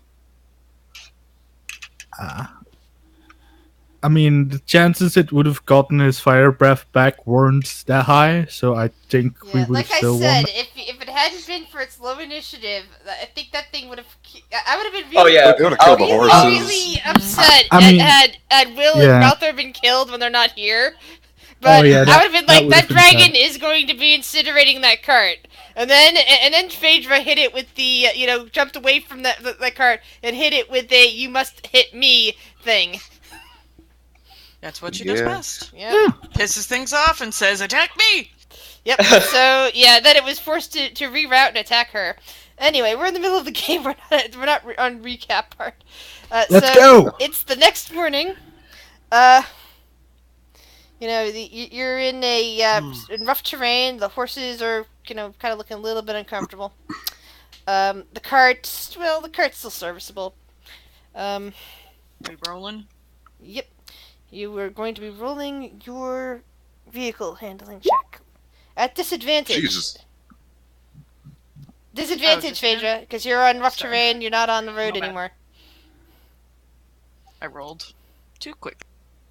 Okay, Oh, it's still pretty good. Damn. So This is okay! using your keen senses, you managed to find some actual really hard-packed dirt to get your cart onto and start moving along. Sure, the sky is nice and clear. It's not raining. It's not causing mud. It's not. You're too close to the volcano for it to snow properly in this region. So it's just pretty nice. And though you're heading towards hills, you're finding old horse trails that are just barely wide enough for your cart your wagon to pass over. And Shiori's helping you out with her excellent perception. She's just looking around. She's not seeing anything. Roll a 1d20, please, Shiori. Yep. Doesn't see anything. She even checks the skies. No dragons. Nothing big trying to fly down and grab you. You don't see any highwaymen around. You don't see anything that's worth working towards.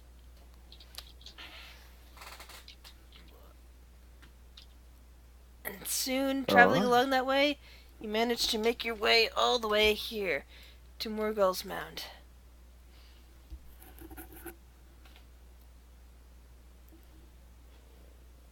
Hello, little kitty.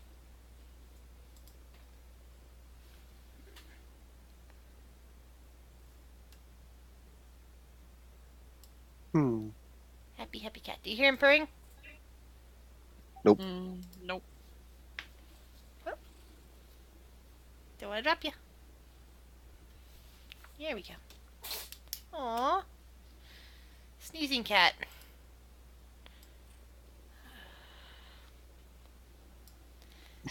Yeah, the only problem with him laying on my lap like this, it's very difficult to pull the books around like I want. But yeah, he is a baby cat, and he can only... And he's confined currently to this room, so, doing anything but letting him sleep on me is kind of rude, so... Besides, he's a lap cat, so apparently he wants to be on a lap.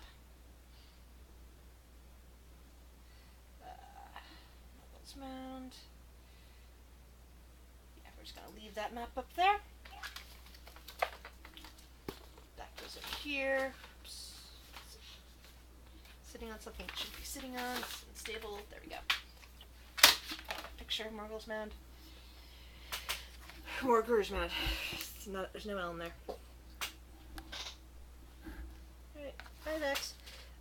Okay.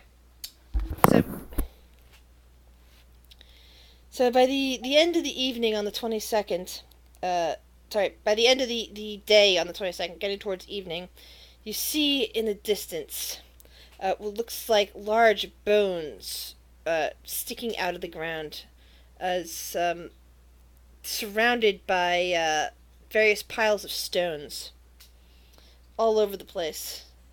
The bones seem to be sticking out of a strangely shaped hill that seems to bend and wind this way and that. While the piles of stones look like they're a bit bigger than normal people. They're probably... Well, before they fell apart, it looks like they're probably about 10 feet tall themselves, depending on how much the mounds fell apart. Because you can see some of the mounds are intact and they're about 10 feet tall, but in certain places the mounds have been... looks like they've been disturbed and pulled apart.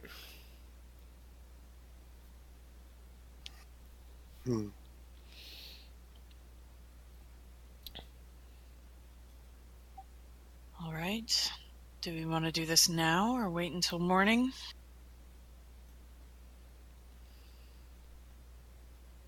Might be better to wait till morning so we have more daylight. Yeah, maybe wait for morning. Let's find a good area to camp then. I'll look for a decent area to make a campsite. Fader will assist. Imagine that's survival. Okay then. Alright, so as you guys, scatter around, you eventually come to a spot near some of the clumps of more scattered stones where the mounds that were taken apart. And it looks like it's easy enough to create a border for, fire pits and, to put tents or sleeping bags into. Just something that you can use to border yourselves around and not have to further disturb not disturb the intact mounds. You can just, damage the ones that have already been taken apart. Stone mounds. Alright.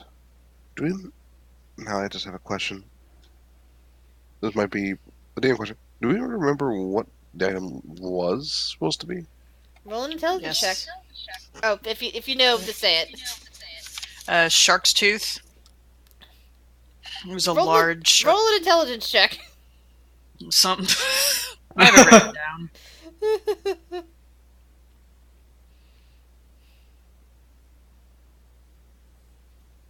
Nope. It's the same. Yeah, Phaedra, you say shark's tooth for a moment, and then remember... No, you put it in shark's tooth because you were thinking of them as land sharks. No, it's a giant's tooth. Oh, yeah, not a shark. Yeah, giant's tooth. My bad. It's a tooth. Yeah, I don't know how your brain sorts information, but my brain actually does sort information like that. I think there was, some guild or something that it was shark-related. I don't fucking know. Whatever. It's a tooth! We're looking for a tooth. Mm-hmm. A big tooth. Giant's tooth. Good. I'm sure we'll find plenty.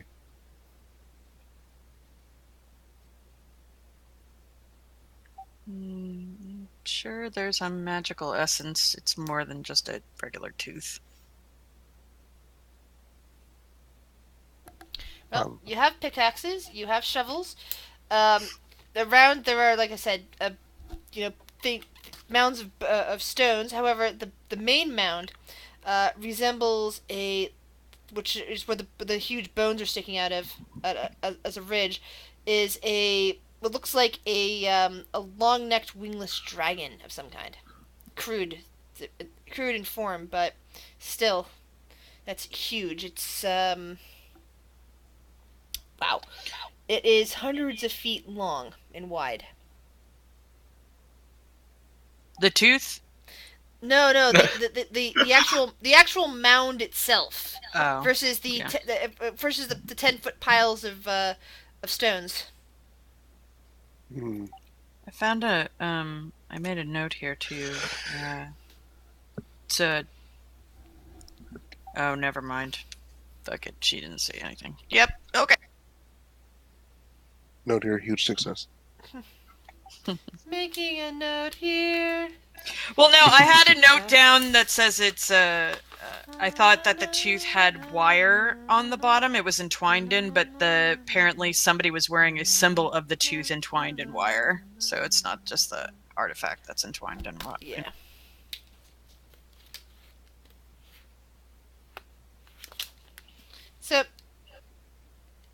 So each of you can roll an investigation check. Whoever's using a pickaxe or a shovel may use it with advantage. Where would you like to excavate?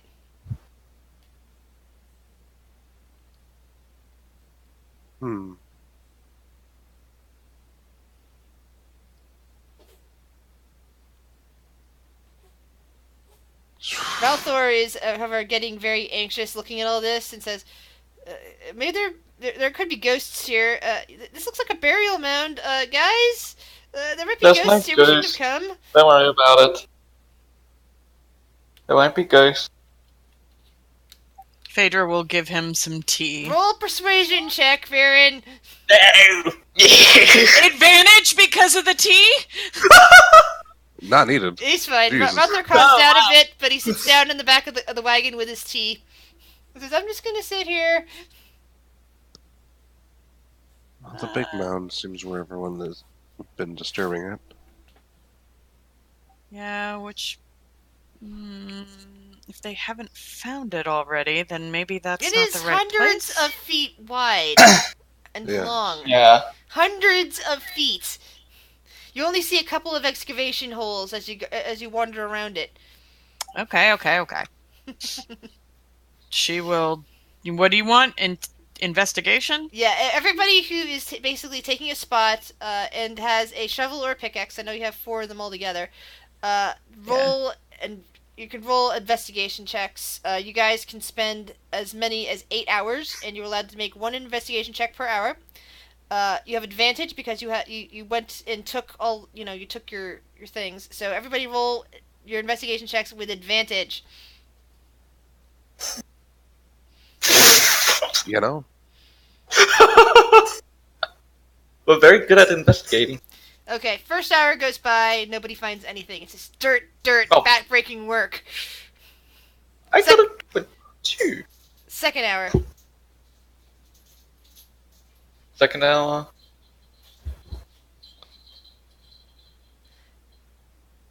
Wow, 2 hours. Wow. So, both Shiori and Viren, you managed to find something as you're digging. Need to actually find it in the DM's guide here. Investigation is one of her strong suits. Yeah, there's actually a table that I need to roll on now to determine what you found, and I have to actually look up the table first to find it. Alright, each of you roll me a 1d100. Yoke. Well. Okay, 396. Oh, God. So, Wow. Baron, as you dig into the pile, you hear a clink, and you manage to pull out a potion. You stare at it a moment and realize this is a potion of greater healing. Oh. Oh Nice. my God, Shiori! Oh good God, Shiori! As you shift dirt away from where you're digging, your instrument. Are you using a pickaxe or a shovel? Probably a shovel, more Okay. likely. Your shovel pulls something up, and you see a weird robe with patches on it, just kind of being suddenly pulled into the light, and you keep digging and digging, and suddenly you have a robe in front of you, just covered in weird patches. You never see anything like this, but the dirt is just kind of pulling off of it as you hold it up. It is a robe of useful items. Interesting.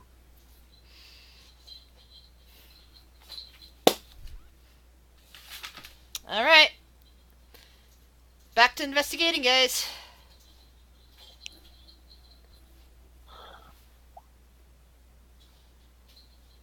Natural 20. I didn't think I did too well this time. Oh, poor Phaedra.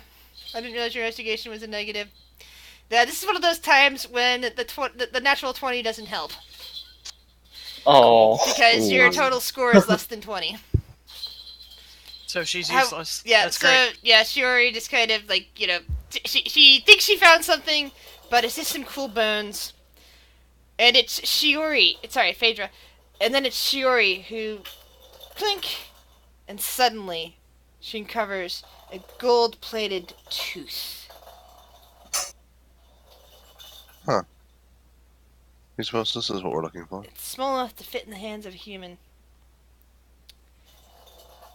And as you pull it from the ground and hold it in your hand, there's a sudden trembling inside the mound. Oh shit. All around you. All around you, giant skeletons of some kind of four-legged beast emerge, surrounding the four of you as you have been digging in this place. Oh wow, necromancy. And this is where we're going to pick up next week. Hopefully where Will and Ralthor can join us. And Phaedra's not here next week, so this is great. No! Oh well. So you'll have to Jaeger her. Yeah. Yeah, we can do that. Yeah, I'm here next week. Yeah, it's a couple. This is the last one. Yeah, it's a couple weeks from now. This is the last one. Yeah, it's a couple weeks from now that I'm not here, so that's why I was like thinking for a moment. At the end of June, I'm not here. Room of useful items. That's not an attuned item. Wow. Exactly. Oh, you've seen all the patches on that thing. That thing's nice. Yeah, it comes with an additional 44 random patches, basically. Yep. So yeah, we're picking this up next week. We'll still be one person down, but we'll have two people. We should have two people on. I'll postpone it if for some reason Will can't make it again, because we don't want to have two people gone again. I don't really like repeating other people's characters, but having two people, especially since they nearly died to a dragon. Yeah, no. I said, you guys got so lucky with that friggin' initiative roll. Everything turned out just fine. Yeah, everything's dandy. Yeah. Not like There's we no almost. need to panic. It's not like there's a Every